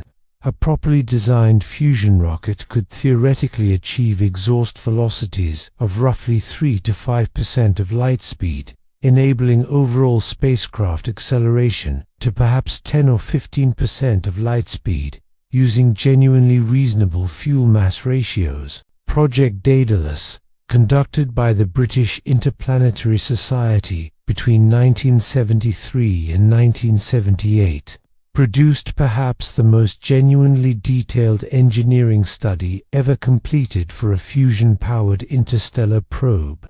The proposed design called for a two-stage spacecraft, burning compressed pellets of deuterium and helium-3 through a process called inertial confinement fusion. Powerful electron beams would compress each individual fuel pellet until fusion ignition occurred, expelling the resulting reaction products outward through a carefully shaped magnetic nozzle. Daedalus was specifically designed to reach Barnard's star, roughly 6 light-years distant, within approximately 50 years total, cruising at a steady velocity of roughly 12% of light speed. The first propulsion stage would burn continuously for 2 years, accelerating the spacecraft to roughly 7.1% of light speed before separating away entirely. The second stage would then continue accelerating for an additional 1.8 years, ultimately reaching the mission's final cruise velocity before simply coasting onward toward its eventual destination. The resulting spacecraft would be genuinely enormous by any conventional standard, massing roughly 54,000 tons at launch, with the overwhelming majority of that total mass consisting purely of fuel. It would carry no dedicated deceleration system whatsoever, instead simply flashing through the Barnard star system at 12% of light speed, while conducting whatever observations it could manage during its brief passage, before continuing onward into interstellar space forever its career afterward. Its entire scientific mission effectively completed within the mere few days. It's plentifully, it's integrally, it's intaurit, it's intituits emptis expectidum, it's intacito expectus spisuxic again it's betit specs it's exix it's ipsita patats it with its it to birth it to get at depo flop min san get the putbala without hatasa tak hap kmahak must habitat mats aratsa alat asa aka da gafkbata faft kagafwast the will must have to mag with the boost that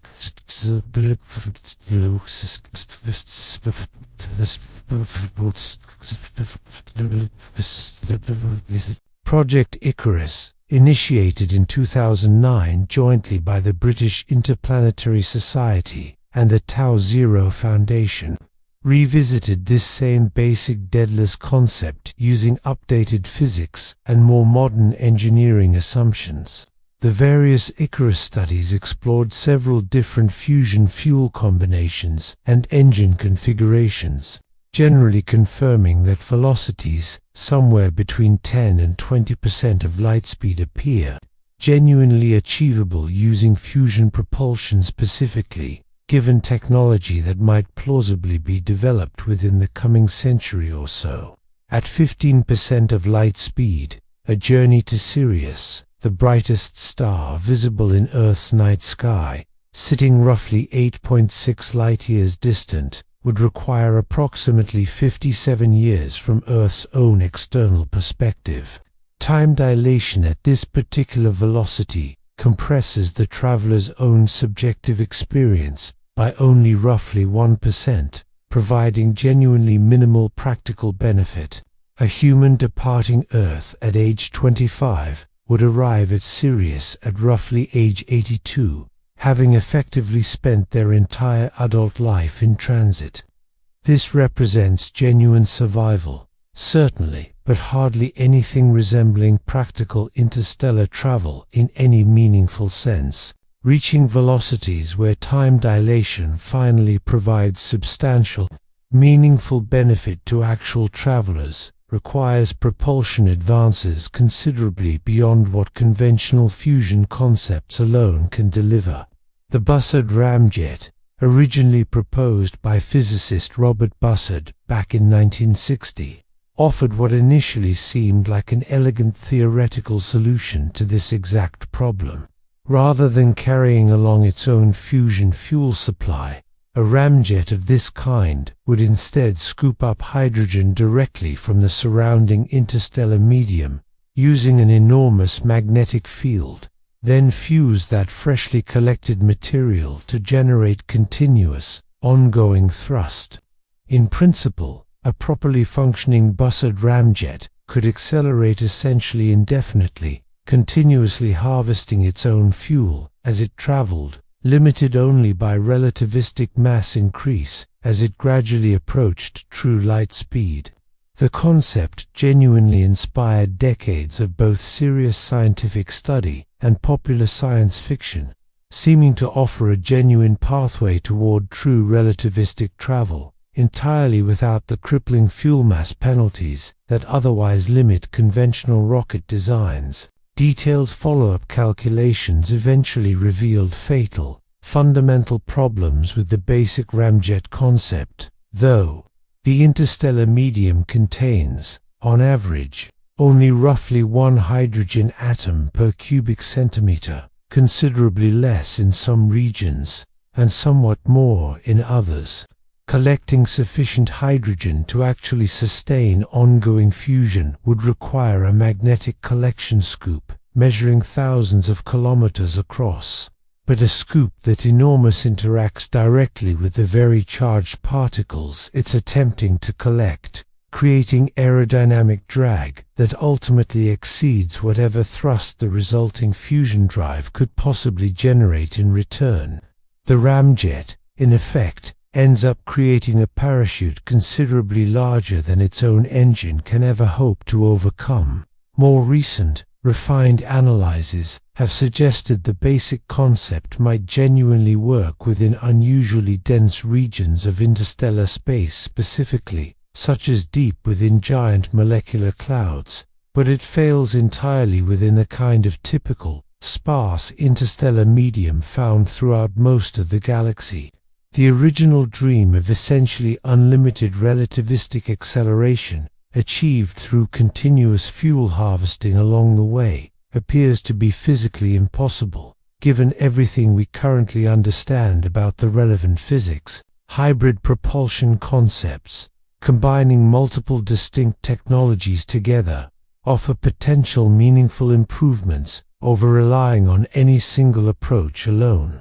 A spacecraft might, for instance, use nuclear pulse propulsion specifically to achieve its initial acceleration phase, then later deploy a magnetic sail to handle deceleration upon finally reaching its destination.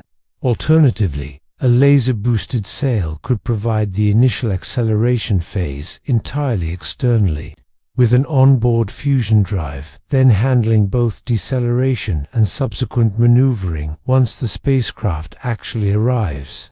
Consider, as one example, a hybrid mission designed to reach the Tau Ceti system, 12 light-years distant and known to host several planet candidates, including at least one potentially habitable world.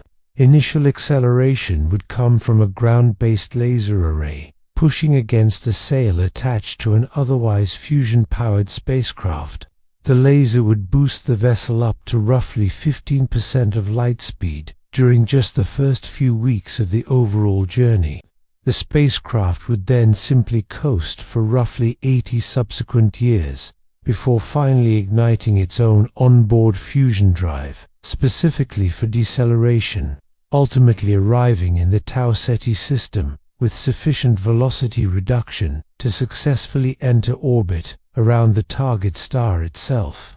This particular hybrid approach meaningfully reduces the total fuel mass the spacecraft itself must carry by handling the initial acceleration phase externally, while still retaining sufficient onboard capability for the genuinely enables actually flourishing, while stillly on genuine by carefully defile, whether on the celluinly and whetherly lenuinwille, enuinously and writheling with them where crifopoen and look a cripok pro can rella get plod would pen where and will inman cleft whip pen of for the with our Pithak sort outlook kick up whip up mip atapatata bap with a akahak Makakafebab was Brada Hahaka walked out that packet first. Das Luftgas dusk was bursket. What's this was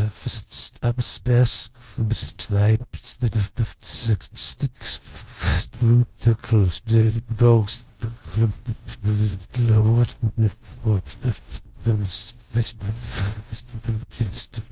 The resulting total journey time of roughly 80 years remains considerably longer than any single ordinary human lifespan, but a crew departing in their 20s might plausibly survive long enough to witness arrival in their hundreds, assuming meaningful advances in medical science managed to extend human lifespan considerably across the intervening century of travel. More genuinely speculative propulsion concepts venture out into physics that remains either entirely theoretical or purely hypothetical at this point.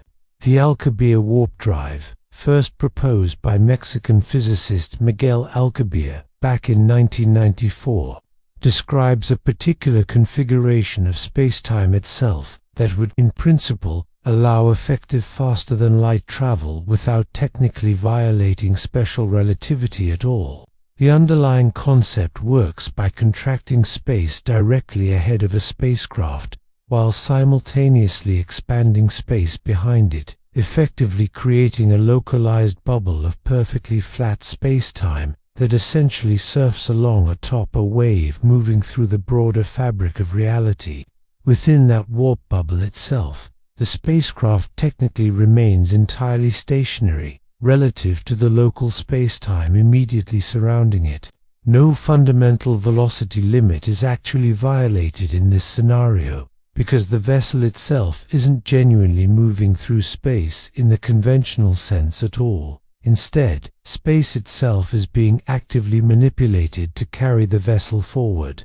Destinations that ordinary light would require years to reach could, under this framework, theoretically be accessed in arbitrarily short timeframes, depending entirely on precisely how severely the surrounding space happened to be warped. The underlying mathematics of the Alcubierre drive does genuinely work within the framework of general relativity. The relevant equations describe a physically self-consistent, if undeniably exotic, configuration of spacetime. But actually creating this configuration in practice would require negative energy density, a physical property that may not actually exist anywhere in nature at all. The most genuinely optimistic calculations suggest the required energy demands would exceed the total mass energy of Jupiter itself. More realistic estimates place the actual requirements well beyond the total mass energy contained within the entire observable universe combined. The Alcubierre drive, for now, remains fascinating, internally consistent mathematics, with no clear, plausible pathway toward any actual physical implementation. Wormholes represent yet another genuinely speculative pathway toward interstellar travel, one that would potentially bypass the entire velocity problem altogether. These theoretical structures, technically permitted by the equations of general relativity, would connect to distant points in spacetime through a genuine shortcut, existing entirely outside normal three-dimensional space. A traveler entering one mouth of such a wormhole might, in principle, emerge from the opposite mouth, located light years, or even billions of light years away, having effectively traversed essentially zero actual distance through the wormhole's own interior. Stable, genuinely traversable wormholes would require exotic matter carrying negative energy density in order to hold the wormhole itself open against its own natural gravitational collapse. Whether such exotic matter can genuinely exist anywhere remains entirely unknown. Some quantum field theory calculations suggest that small amounts of negative energy density might theoretically be achievable through certain quantum effects, but whether those particular effects could ever be meaningfully scaled up enough to stabilize a genuinely macroscopic wormhole remains entirely speculative at this point. Even if wormholes could somehow be created and successfully stabilized, using them for practical interstellar travel would still face considerable additional challenges. The two wormhole mouths themselves would need to somehow be physically transported to their desired respective locations in the first place. If one mouth needed to travel all the way to Tau Ceti using conventional velocities before then establishing any kind of shortcut back to Earth, that initial journey itself would still require solving precisely the same propulsion problems wormholes were originally supposed to elegantly bypass in the first place. Returning to technologies genuinely grounded in well-understood physics, the realistic frontier for interstellar propulsion most likely lies somewhere with advanced fusion-based systems, potentially augmented by beamed energy, specifically for the initial acceleration phase. These particular technologies could plausibly achieve velocities of roughly 15 to 20% of light speed sometime within the coming century, assuming continued, sustained research and development investment over that time frame. At 20% of light speed, the time dilation benefit remains genuinely modest, though still measurable. The gamma factor at this particular velocity equals roughly 1.021, meaning 50 years of Earth time would compress down to approximately 49 years of shipboard time. The traveler gains roughly 1 full year over the course of a 50-year journey, enough to genuinely notice, but not nearly enough to fundamentally transform the underlying experience of interstellar travel itself. Achieving velocities where time dilation finally provides genuinely dramatic benefit above 50% of light speed, and ideally well above 90%, requires propulsion advances that simply cannot currently be meaningfully designed, even purely on paper. The gap separating 20% and 90% of light speed represents, arguably, the single most formidable barrier in all of propulsion physics.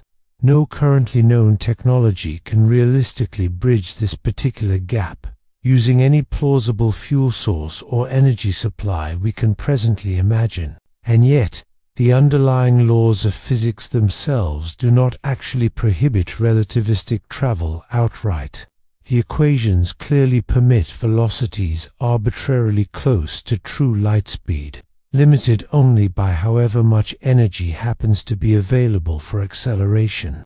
Time dilation genuinely compresses journey times for real travelers, transforming cosmic distances from flatly impossible into merely extraordinarily difficult.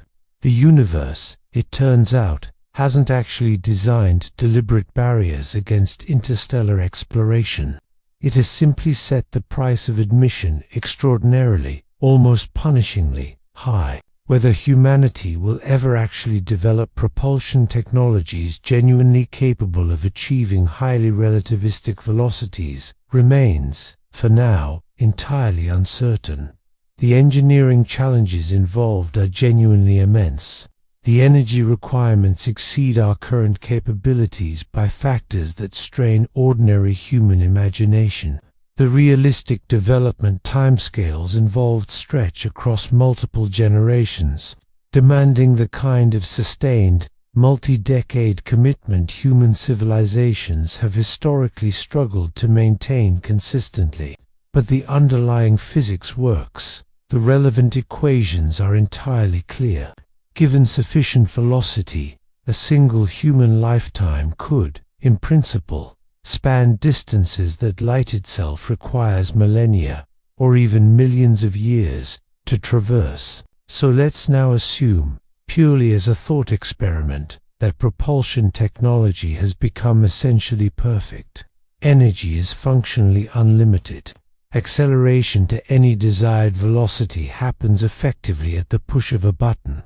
Every engineering challenge that currently consumes so much of our practical effort has been thoroughly solved. So completely that spacecraft now routinely achieve 99.999% of light speed without any particular difficulty. What, then, becomes the actual ultimate limit on how far a human being could travel within a single lifetime? The answer, it turns out, emerges not from any remaining engineering constraint, but directly from the underlying structure of the universe itself. Even granted genuinely godlike propulsion capability, the basic geometry of the cosmos imposes boundaries that no conceivable technology could ever fully overcome. These particular boundaries are woven directly into the fabric of space-time itself, encoded into the ongoing expansion of the cosmos, and ultimately enforced by the finite age of everything that currently exists. They define the absolute maximum reach available to any traveler whatsoever, regardless of their chosen velocity, their personal lifespan, or the overall sophistication of their civilization's underlying technology. Understanding these ultimate cosmic limits requires confronting the genuinely strange true nature of cosmic distances, along with the equally strange large-scale behavior of space itself. The universe isn't simply a static container through which travelers passively move. It's a dynamic, evolving entity that continuously stretches and grows, gradually carrying entire galaxies apart from one another, much like raisins embedded in a loaf of rising bread dough. This ongoing expansion creates genuine horizons beyond which no traveler could ever realistically venture, regardless of how fast they happen to be moving, or how long they happen to live. The observable universe gives us our first useful reference point here for understanding these ultimate cosmic limits. This vast sphere, centered directly on Earth and extending roughly 46.5 billion light-years outward in every single direction, contains every single photon of light that has had sufficient time to actually reach our planet since the very beginning of cosmic time itself. Its total diameter spans roughly 93 billion light-years. Within this entire volume exists an estimated 2 trillion separate galaxies, each one containing hundreds of billions of individual stars, each potentially hosting its own planets, where life might conceivably have emerged and evolved independently. This observable sphere might seem, at first glance, to set an obvious maximum possible exploration range. Nothing whatsoever beyond this particular boundary has ever been directly detected by any instrument humanity has ever built. No telescope, no radio antenna, no gravitational wave detector has ever registered any signal originating from beyond this observable horizon. In a genuinely real sense, this sphere effectively defines the entire totality of the universe currently accessible to human knowledge, full stop. And yet, critically, the observable universe is not the same thing as the reachable universe. This particular distinction matters enormously for any traveler genuinely hoping to explore meaningful cosmic distances. Light reaching Earth today, originating from the most distant galaxies we can currently observe, began its long journey over 13 billion years ago, back when the universe itself was still genuinely young and comparatively small. During that immense span of travel time, ongoing cosmic expansion has continued steadily stretching the intervening space, separating those distant galaxies from Earth.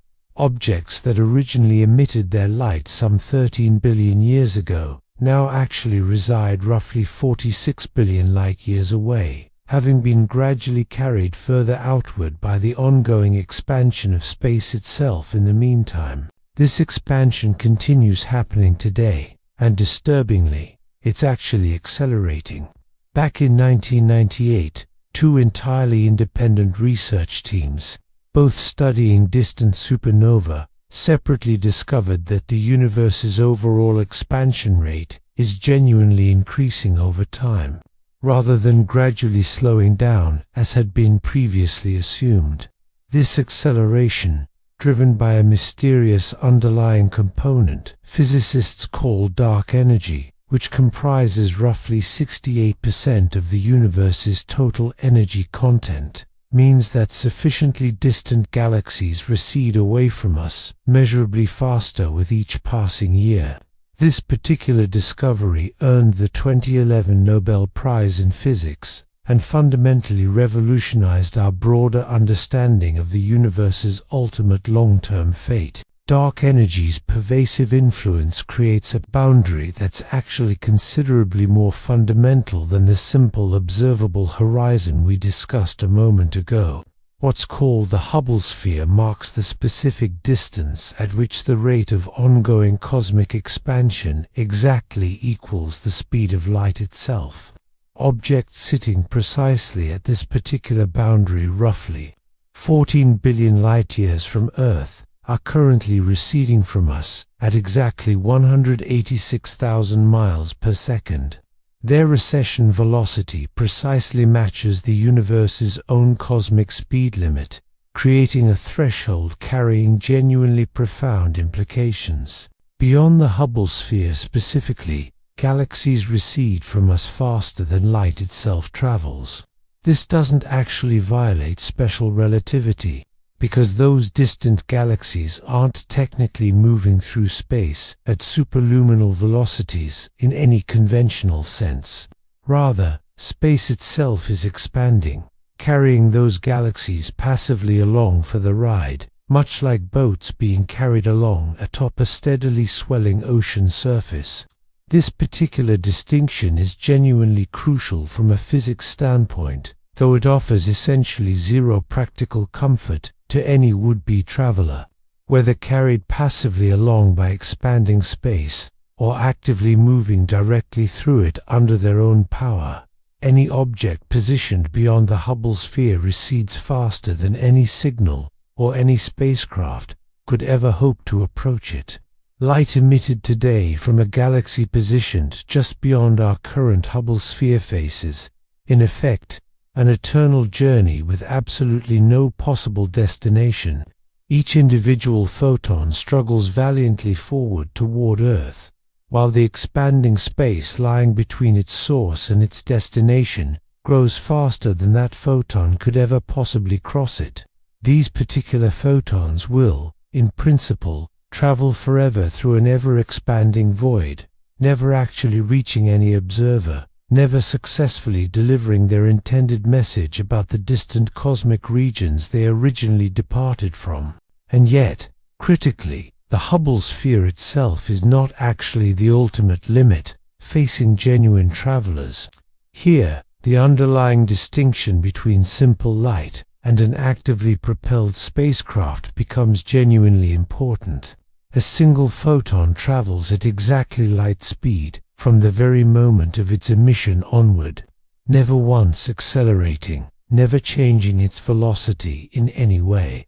A spacecraft, by contrast, can accelerate continuously over time, potentially exceeding the local rate of cosmic expansion at its own current position, and thereby pushing steadily outward into regions that even light originating from Earth could never hope to reach on its own. The cosmological event horizon defines the genuinely true, final boundary here.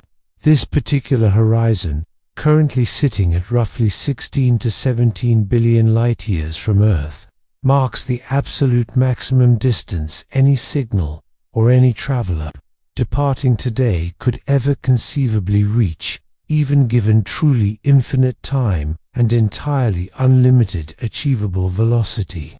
Beyond this particular boundary, cosmic expansion has, in effect, already permanently won the race. Space itself stretches outward faster than any conceivable approach velocity could ever hope to overcome. Destinations lying beyond this event horizon aren't merely difficult to reach in some practical sense, they are flatly, mathematically, impossible to reach, by any means whatsoever consistent with currently known physics. The underlying mathematics defining this event horizon emerged directly from carefully integrating the entire expansion history of the universe, running from right now all the way out into the infinite future, as dark energy continues steadily accelerating overall cosmic expansion. This event horizon doesn't remain fixed or static over time, it actually shrinks continuously as time passes. Regions of space that remain genuinely accessible today will, inevitably, become permanently inaccessible at some point in the future, as accelerating cosmic expansion gradually carries them beyond this steadily receding horizon. The available window for any meaningful cosmic exploration is, in effect, narrowing with every single passing moment. Current cosmological models suggest that within roughly 100 billion years from now, this cosmological event horizon will have contracted down to encompass only our own immediate local group of galaxies. The Andromeda Galaxy, currently approaching us steadily under mutual gravitational attraction, will merge directly with the Milky Way long before this kind of total cosmic isolation ever becomes fully complete. But every other galaxy currently sitting within our observable universe will, by that point, have already crossed permanently beyond this particular horizon. On even longer timescales, still, measured in trillions of years, this isolation becomes essentially total and complete.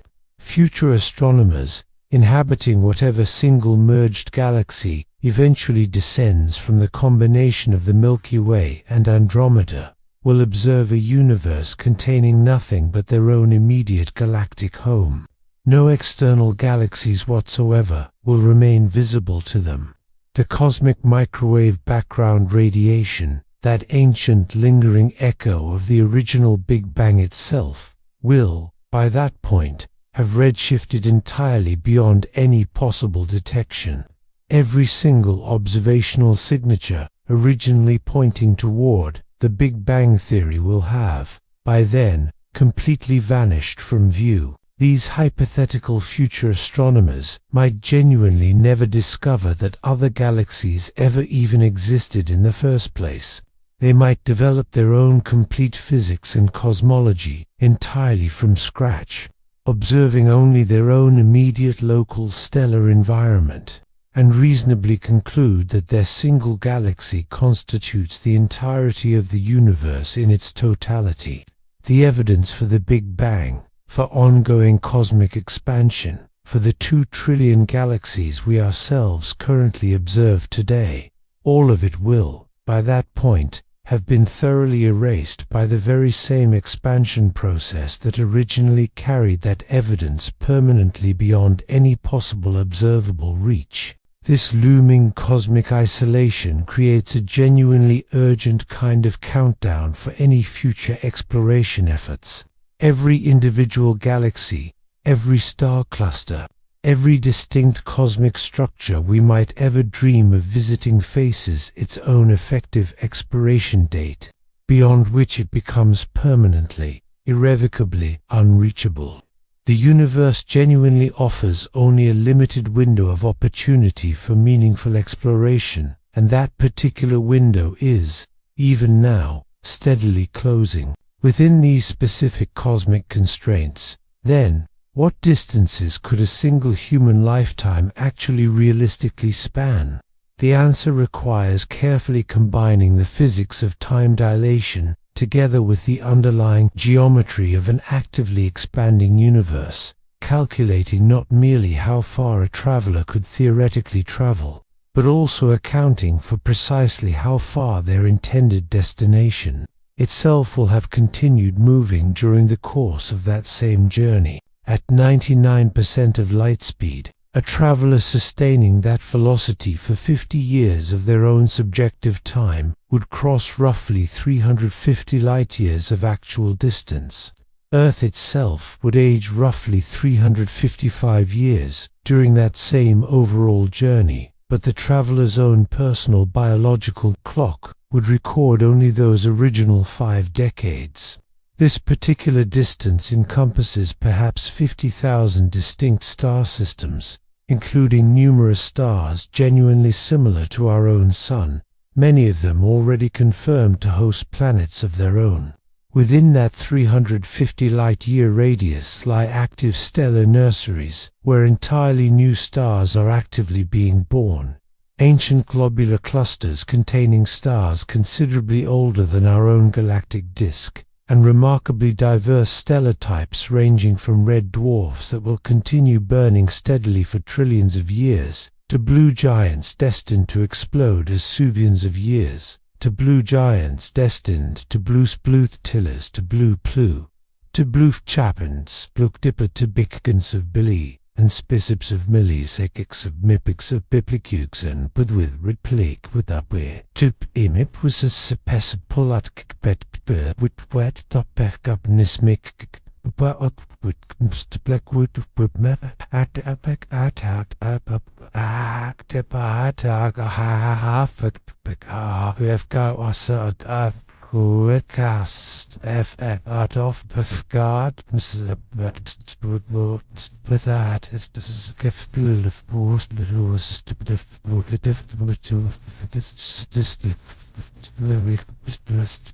a 50-year journey undertaken at 99% of light speed would allow genuine exploration of cosmic environments vastly different from anything found within our own immediate solar neighborhood. Push velocity further still, to 99.9% of light speed, and the relevant numbers transform considerably. The gamma factor at this particular velocity exceeds 22. Meaning 50 years of subjective shipboard time corresponds to well over 1,100 years passing on Earth. During those same 50 subjective years, a traveler would cross approximately 1,100 light-years of actual distance, encompassing literally millions of individual star systems, spread across a volume of space potentially containing some 10 billion or more potentially habitable planets. The Orion Nebula, one of the most genuinely spectacular star-forming regions visible from Earth, sits roughly 1,300 light-years distant. At 99.9% of light speed, a traveler could realistically reach this particular cosmic nursery, personally witness the active birth of entirely new stellar systems, observe protoplanetary disks in the actual process of coalescing into new worlds, and experience one of the most visually stunning phenomena anywhere in our galaxy, all within a single ordinary human lifetime. They would arrive having personally aged 50 years, while Earth itself aged well over a full millennium in their absence. Push further still, to 99.99% of light speed, where gamma exceeds 70, and this range comfortably encompasses the Carina Nebula, a genuinely massive star-forming region sitting some 7,500 light-years distant, reachable in roughly 107 years of subjective shipboard time. It includes the Eagle Nebula, famous for its iconic pillars of creation, at roughly 7,000 light-years distance, accessible within roughly a century of subjective travel. Our own galactic center itself comes within theoretical reach at these kinds of velocities. The supermassive black hole known as Sagittarius A*, containing the collapsed mass of roughly 4 million suns, sits approximately 26,000 light-years from Earth. At 99.99% of light speed, a traveler could reach this particular cosmic monster in a roughly 370 years. A 370 370 370 70 setiv sefli sevli sevli secu seplis cephaly sat senxlex cupside spexet inip wisit it bilif wits manir fill with hat with bat thwi ha work what but with that wet up at back hack web ass cast hack buta waf ga echo heck s gatap adakap for def glass ga adak with west because est skype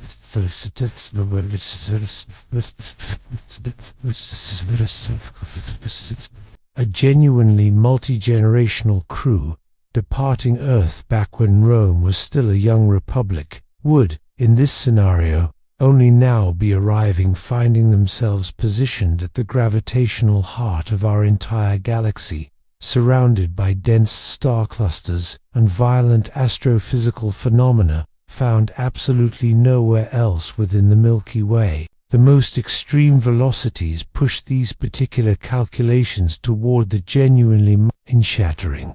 At 99.999% of light speed, gamma exceeds 223. 50 years of subjective travel time would span over 11,000 light-years of actual distance, carrying a traveler nearly halfway toward our own galactic center, in what would personally feel like a long, but still entirely manageable, journey. At 99.9999% of light speed, gamma exceeds 707. 50 subjective years of travel would cross some 35,000 light-years, carrying a traveler clear past the galactic center itself, and out onto the far side of the entire Milky Way. Consider, genuinely, what that means. A person could, in principle, board a spacecraft, accelerate to this kind of extreme relativistic velocity, travel entirely through our own galaxy in its full extent, eventually emerging on the opposite side, some 100,000 light-years from Earth, and experience that entire epic journey as lasting roughly 140 years of personal subjective time. Paired with hypothetical future life extension technologies, a single individual could, in principle, traverse the entirety of the Milky Way galaxy, visiting regions of the Galaxy-Way galaxy, obscured bevadin foreverbades, telexes balaxy of cuity, visicures, hescurax pureds obscured, curabs pured, bixcureds bescured, bascured, xkiex curgs q-up q-expert, quick of hackep burg, bausepen with wis ep quickasar of a quip, go it with half with a had to me how it passed me tap up with that papa had the hacks that faba fuck was kakala set vibe me play cows das beim gab wird bewogen was das wo steps kapix book proof said but is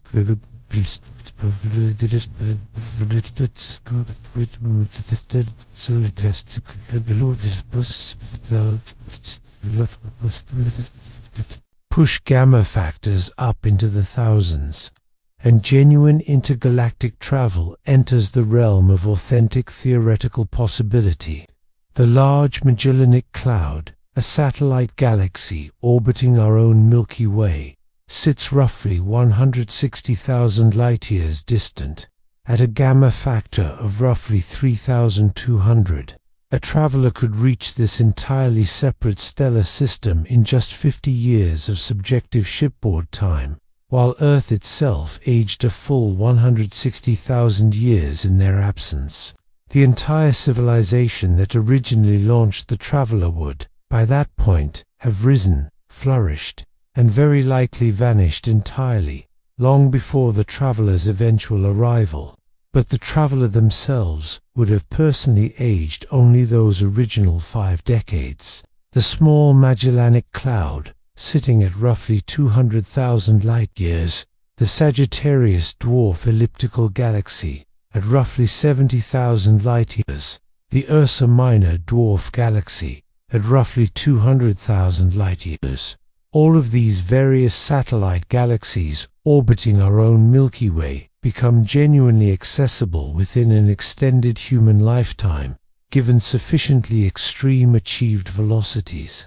A traveler willing to dedicate roughly a century of their own subjective time to the journey could potentially visit multiple separate dwarf galaxies in succession, exploring stellar populations entirely distinct from anything found within our own galactic disk. The Andromeda Galaxy presents, once again, the ultimate test case for relativistic travel within our own local cosmic neighborhood specifically. At 2.5 million light-years distance, Andromeda represents the nearest major galaxy to our own Milky Way, a spiral structure even larger than our own, containing roughly 1 trillion individual stars. Actually reaching Andromeda would require either impossibly long journeys undertaken at relatively modest velocities, or else genuinely extreme relativistic speeds, where gamma factors climb into the tens of thousands, at a gamma factor of roughly 50,000. 50 years of subjective travel time would span precisely to 0.5 million light-years, exactly the distance separating us from Andromeda. A traveler departing Earth today, at this particular velocity, would arrive at Andromeda having personally aged 50 years, while Earth itself aged a full 2.5 million years in the meantime. They would emerge into an entirely separate island universe, surrounded by completely unfamiliar constellations, orbiting an unfamiliar galactic core, impossibly distant from anything resembling their original home. What might such a traveler actually find upon arrival? Andromeda contains stellar populations both notably younger and notably older than those found within the Milky Way. Its central bulge is considerably larger and more prominent than our own. It harbors its own supermassive black hole, estimated at roughly 100 million solar masses, some 25 times more massive than our own Sagittarius A*.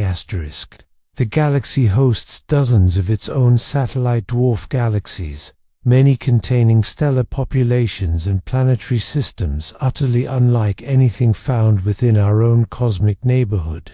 But the traveler could never realistically share any of their discoveries back with Earth. Even if they somehow managed to transmit signals all the way back across that full 2.5 million light-years of intervening space, those signals would themselves require a full 2.5 million years just to arrive. The entire civilization that originally launched them would, by that point, have long since vanished into utterly unrecoverable antiquity. The traveler would have effectively become, in every meaningful sense, a genuine citizen of Andromeda, rather than of the Milky Way. Their entire journey would represent a permanent, one-way exile into an entirely alien cosmos. Push gamma factors higher still, and the relevant numbers become genuinely cosmological in scale. The Virgo cluster, containing over 1,300 separate galaxies and sitting roughly 54 million light-years distant, becomes theoretically accessible at a gamma factor of roughly 1.08 million. The traveler would personally age 50 years, while Earth itself aged a full 54 million years in their absence. Dinosaurs, by comparison, roamed our own planet considerably more recently than the traveler's original departure would appear to Earth-based observers looking back. The Coma cluster, at roughly 320 million light-years, the Perseus cluster, at roughly 240 million light-years, the great galaxy clusters that collectively define the large-scale structure of the entire cosmos, all of these fall within theoretical reach of a single human lifetime, given sufficiently extreme gamma factors measured in the millions. A traveler could, in principle, visit these distant cosmic metropolises directly, personally observe thousands of individual galaxies bound tightly together by mutual gravity, and witness the genuine architectural structure of the universe itself, on scales that Earth-based telescopes can currently only ever photograph from an enormous fixed distance, Bexis distance,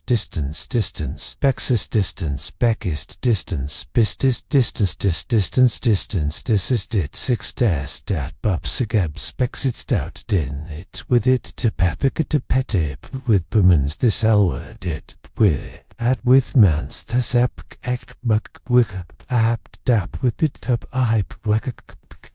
with bad. Glekflat would add the ark, buck the faff, asakoko, the clef, ekawokak, ekaluf boy, gekuk, but this curvy bemoved, back up, deck, be the stuff that the bell of wood spread if the words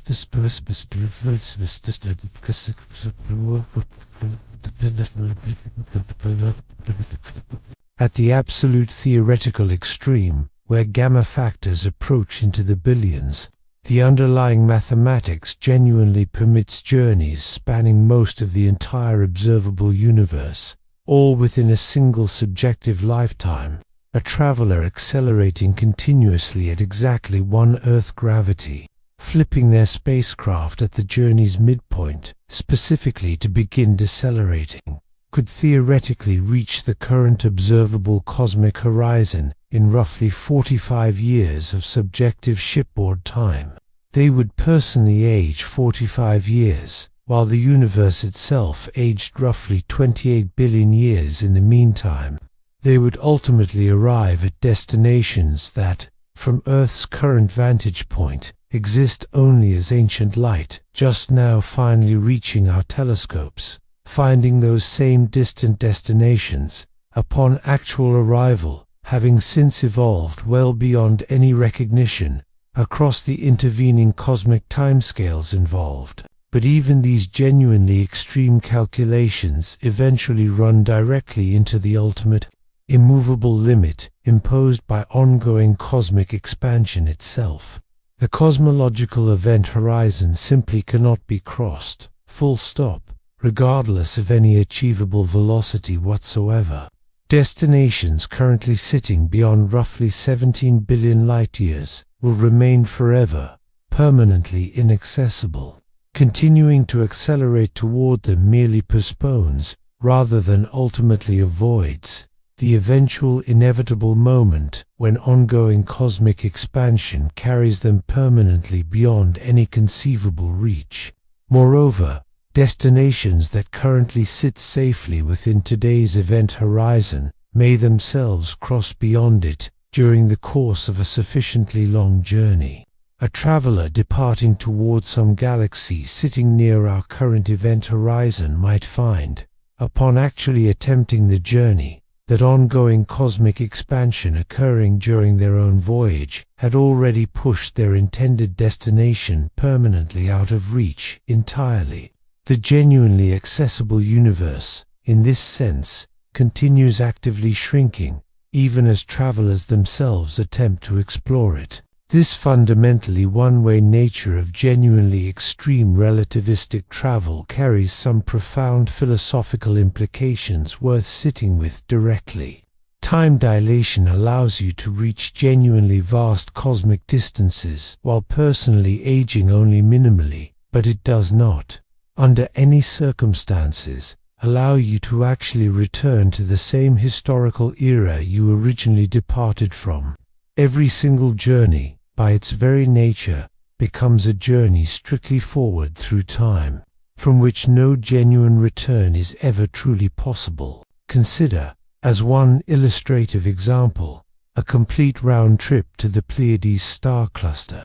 At roughly 440 light-years distance, at 99% of light speed, the outward leg of the journey alone would require roughly 445 years of elapsed Earth time, but only about 63 years of subjective shipboard time.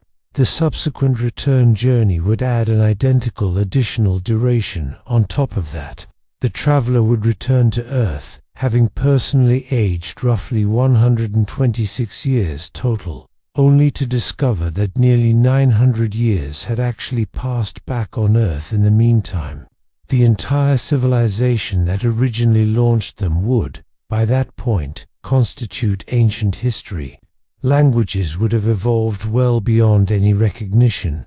Political systems, cultural values, available technological capabilities, everything once familiar would have transformed completely across nearly a full millennium of intervening progress. The traveler would effectively return as a kind of living artifact from a genuinely vanished age, perhaps revered, perhaps studied closely, but certainly thoroughly isolated from every single human connection they had ever previously known. Extending these kinds of round-trip distances further only multiplies this resulting temporal isolation considerably. A round trip to our own galactic center, undertaken at 99.99% of light speed, would return a traveler to an Earth existing roughly 520,000 years in its own future.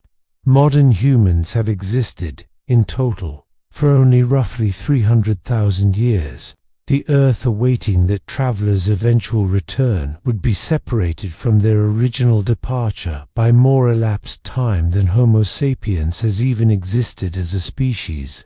A round trip to Andromeda itself, if somehow genuinely achievable at sufficiently extreme relativistic velocities, would return a traveler to an Earth existing some 5 million years in its own future. 5 million years ago, the entire human evolutionary lineage hadn't even yet diverged from other great apes. Whatever beings happened to inhabit Earth by the time of that traveler's eventual return would be as fundamentally different from current humans as we ourselves currently are from Australopithecus. These particular calculations reveal something genuinely important. Relativistic travel is fundamentally, categorically different from any form of transportation humanity has previously experienced throughout its history. The great historical voyages of exploration that shaped so much of human history, the journeys of Columbus, of Magellan, of Lewis and Clark, even of the Apollo astronauts themselves, all maintained genuine, ongoing connections between the travelers involved and the homes they had left behind. Letters could still be exchanged. Travelers could still eventually return to families who genuinely remembered them personally. The underlying fabric of human relationships survived the mere separation imposed by physical distance. Genuinely relativistic journeys, by contrast, sever those same connections absolutely and completely. A traveler departing Earth for sufficiently distant stars effectively accepts permanent exile, not merely from their home planet, but from their entire historical era altogether. They become, in every meaningful sense, time travelers moving only ever forward, fundamentally unable to revisit the past they originally left behind. Even if they somehow eventually return to the exact same geographical coordinates on Earth, they would arrive within a genuinely foreign future, one sharing only its physical location in common with the world they originally knew and departed from. This particular perspective fundamentally transforms the underlying question of how far a human being could actually travel. It becomes, ultimately, a genuine trade-off between range and connection, between exploration and belonging, between discovery and the simple possibility of returning home. Different travelers, naturally, might reasonably make very different choices here, based entirely on what they personally happen to value most. For one-way travelers genuinely willing to permanently abandon their own past, the theoretical maximum reach encompasses nearly the entirety of the observable universe. A single lifetime, measured in subjective decades, could span distances of literally billions of light years, delivering travelers all the way to the most remote galaxies, currently detectable by our most powerful instruments. The underlying universe genuinely permits cosmic exploration on scales that would humble even the boldest imagination of any science fiction writer. For round-trip travelers, specifically hoping to maintain some lasting connection to ongoing human civilization, the practical limits fall away considerably more dramatically, returning within just a few centuries of elapsed Earth time, while maintaining at least some reasonable possibility that recognizable human society might still exist upon return, meaningfully constrains practical exploration to perhaps just a few hundred light-years at most. This still comfortably encompasses hundreds of thousands of distinct star systems, and potentially billions of individual planets, but it represents only a genuinely tiny fraction of our own galactic disk, and an effectively infinitesimal portion of the cosmos's overall total scale. The most profound implication emerging from all of these calculations concerns what they ultimately reveal about humanity's actual significance within the broader cosmos. We inhabit a universe that genuinely permits exploration on scales considerably exceeding our wildest collective imagination. The fundamental laws of physics do not, in any meaningful sense, actually trap us permanently within our own solar system. They offer genuine, mathematically valid pathways toward the stars, toward other galaxies entirely, toward the largest cosmic structures spanning literally billions of light-years across the observable universe. The barriers we currently face remain fundamentally technological in nature, rather than physical. They represent our own current inability to generate the staggering energies necessary for genuine relativistic propulsion, not some fundamental limit directly imposed by the underlying laws of nature themselves. The universe has not, in any meaningful sense, constructed deliberate prisons specifically for biological life. It has instead provided genuine loopholes that could, in principle, carry conscious awareness all the way to the farthest reaches of currently observable reality. A single human lifetime, measured in genuine subjective years actually experienced by the traveler themselves, could theoretically encompass journeys that would genuinely humble the gods of ancient human mythology, starting from one tiny rock, orbiting one entirely average star.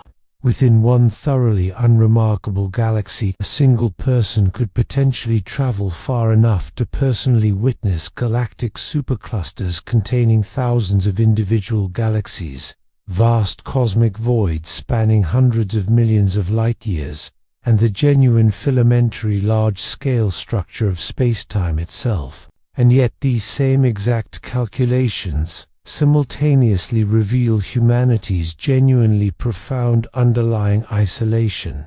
Even granted perfect, unlimited propulsion technology, The overwhelming majority of the universe remains, and will always remain, permanently beyond any possible reach. The cosmological event horizon itself continuously recedes precisely as we attempt to approach it, perpetually carried outward by the very same ongoing expansion that fundamentally defines our current cosmic epoch. The overwhelming majority of galaxies we can currently observe have, in a meaningful sense, already effectively crossed beyond any genuine possibility of contact. We can see their ancient light reaching us today, but we can never actually touch their shores. The roughly 2 trillion galaxies populating our currently observable universe represent, in this sense, a kind of running census of fundamental cosmic inaccessibility. Perhaps 1/1,000,000th of these, specifically, those sitting within our own immediate local supercluster, might theoretically remain reachable, before ongoing cosmic expansion eventually carries them permanently beyond our own event horizon as well. The remaining vast majority exist, and will always exist, purely as images, light that traveled for billions of years, specifically to paint pictures onto our telescopes, depicting places we ourselves can genuinely never actually go. This broader cosmic perspective doesn't diminish the genuine achievement involved in actually reaching the stars at all. It simply contextualizes that particular achievement within a considerably larger overall framework of universal structure. Humanity could plausibly become a genuinely interstellar civilization, spreading meaningfully across hundreds or even thousands of light years, successfully colonizing planets throughout our own galactic arm, and still, even then, occupy only an infinitesimally tiny fraction of the universe's total accessible space. We could become a fully galactic civilization, spanning the entirety of the Milky Way itself, and still represent, in the grand cosmic scheme, little more than a single grain of sand resting upon an effectively infinite beach. So the underlying question of precisely how far a human being could realistically travel within one lifetime ultimately becomes, in the end, a genuine question about exactly what kind of journey we're collectively willing to undertake in the first place. The underlying physics permits almost anything imaginable. The required engineering remains, for now, entirely our own collective challenge to eventually solve. But even setting engineering challenges aside entirely, the actual choice of destination itself implies further, deeper choices about personal identity, lasting connection, and the genuine underlying meaning of exploration as a fundamentally human endeavor. A traveler departing specifically for Andromeda effectively accepts a permanent one-way ticket into an entirely alien cosmos. They will never again personally see another human face that existed during their own original era. They will never have the chance to genuinely share their discoveries back with the very civilization that originally made their entire journey possible in the first place. They will become, in a very real and meaningful sense, the seed of an entirely new human lineage, planted firmly in genuinely foreign soil, permanently disconnected from the tree that originally produced them. Perhaps such travelers would ultimately find profound meaning in this particular kind of cosmic pioneering. Perhaps the simple knowledge that human consciousness itself had successfully spread well beyond its native galaxy would justify, for them personally, any necessary personal sacrifice involved. Perhaps the sheer overwhelming wonder of personally witnessing Andromeda's trillion individual stars, viewed directly from within that distant system, would genuinely compensate for everything they had necessarily left behind. Or perhaps, instead, the fundamental human spirit ultimately requires genuine connection more than it requires pure exploration for its own sake. Perhaps the genuinely best possible destinations are specifically those that still allow for an eventual return, ones that maintain the underlying threads still linking travelers back to home, that preserve at least the basic possibility of eventually sharing their discoveries with those who originally chose to stay behind. These particular questions don't really have any single universal answer. Different individual travelers will, quite reasonably, make genuinely different choices for themselves. Some will push relentlessly toward the cosmic event horizon itself, seeking out the farthest possible reaches genuinely accessible to human consciousness. Others will choose to explore considerably closer to home instead, carefully balancing pure wonder against meaningful connection, raw exploratory range against the simple comfort of eventual return. The universe itself doesn't particularly care which specific choice we ultimately make. It offers the very same underlying physics to every single traveler equally, the very same time dilation at any given velocity, the very same rate of cosmic expansion in every possible direction. What we ultimately choose to do with these fixed cosmic parameters remains, in every meaningful sense, entirely our own decision to make. You currently exist within a universe stretching some 93 billion light-years across in total, containing structures so genuinely vast that light itself requires billions of years just to traverse them fully. From your own particular position, here on one small planet, you can gaze outward at cosmic distances that would require numbers containing 24 separate digits simply to express accurately in ordinary miles. The underlying scale here genuinely exceeds not merely typical human experience, but arguably exceeds basic human cognitive capacity altogether. We cannot, in any meaningful sense, truly, fully comprehend just how far the universe actually extends in every direction. And yet, within a single human lifetime, properly equipped with technologies we can currently imagine in principle, even if we cannot yet actually build them, a human being could, in genuine theoretical principle, cross significant fractions of that otherwise incomprehensible cosmic expanse. The universe, it turns out, has not actually built deliberate walls specifically around humanity. It has instead built genuine highways, stretching outward toward every conceivable horizon.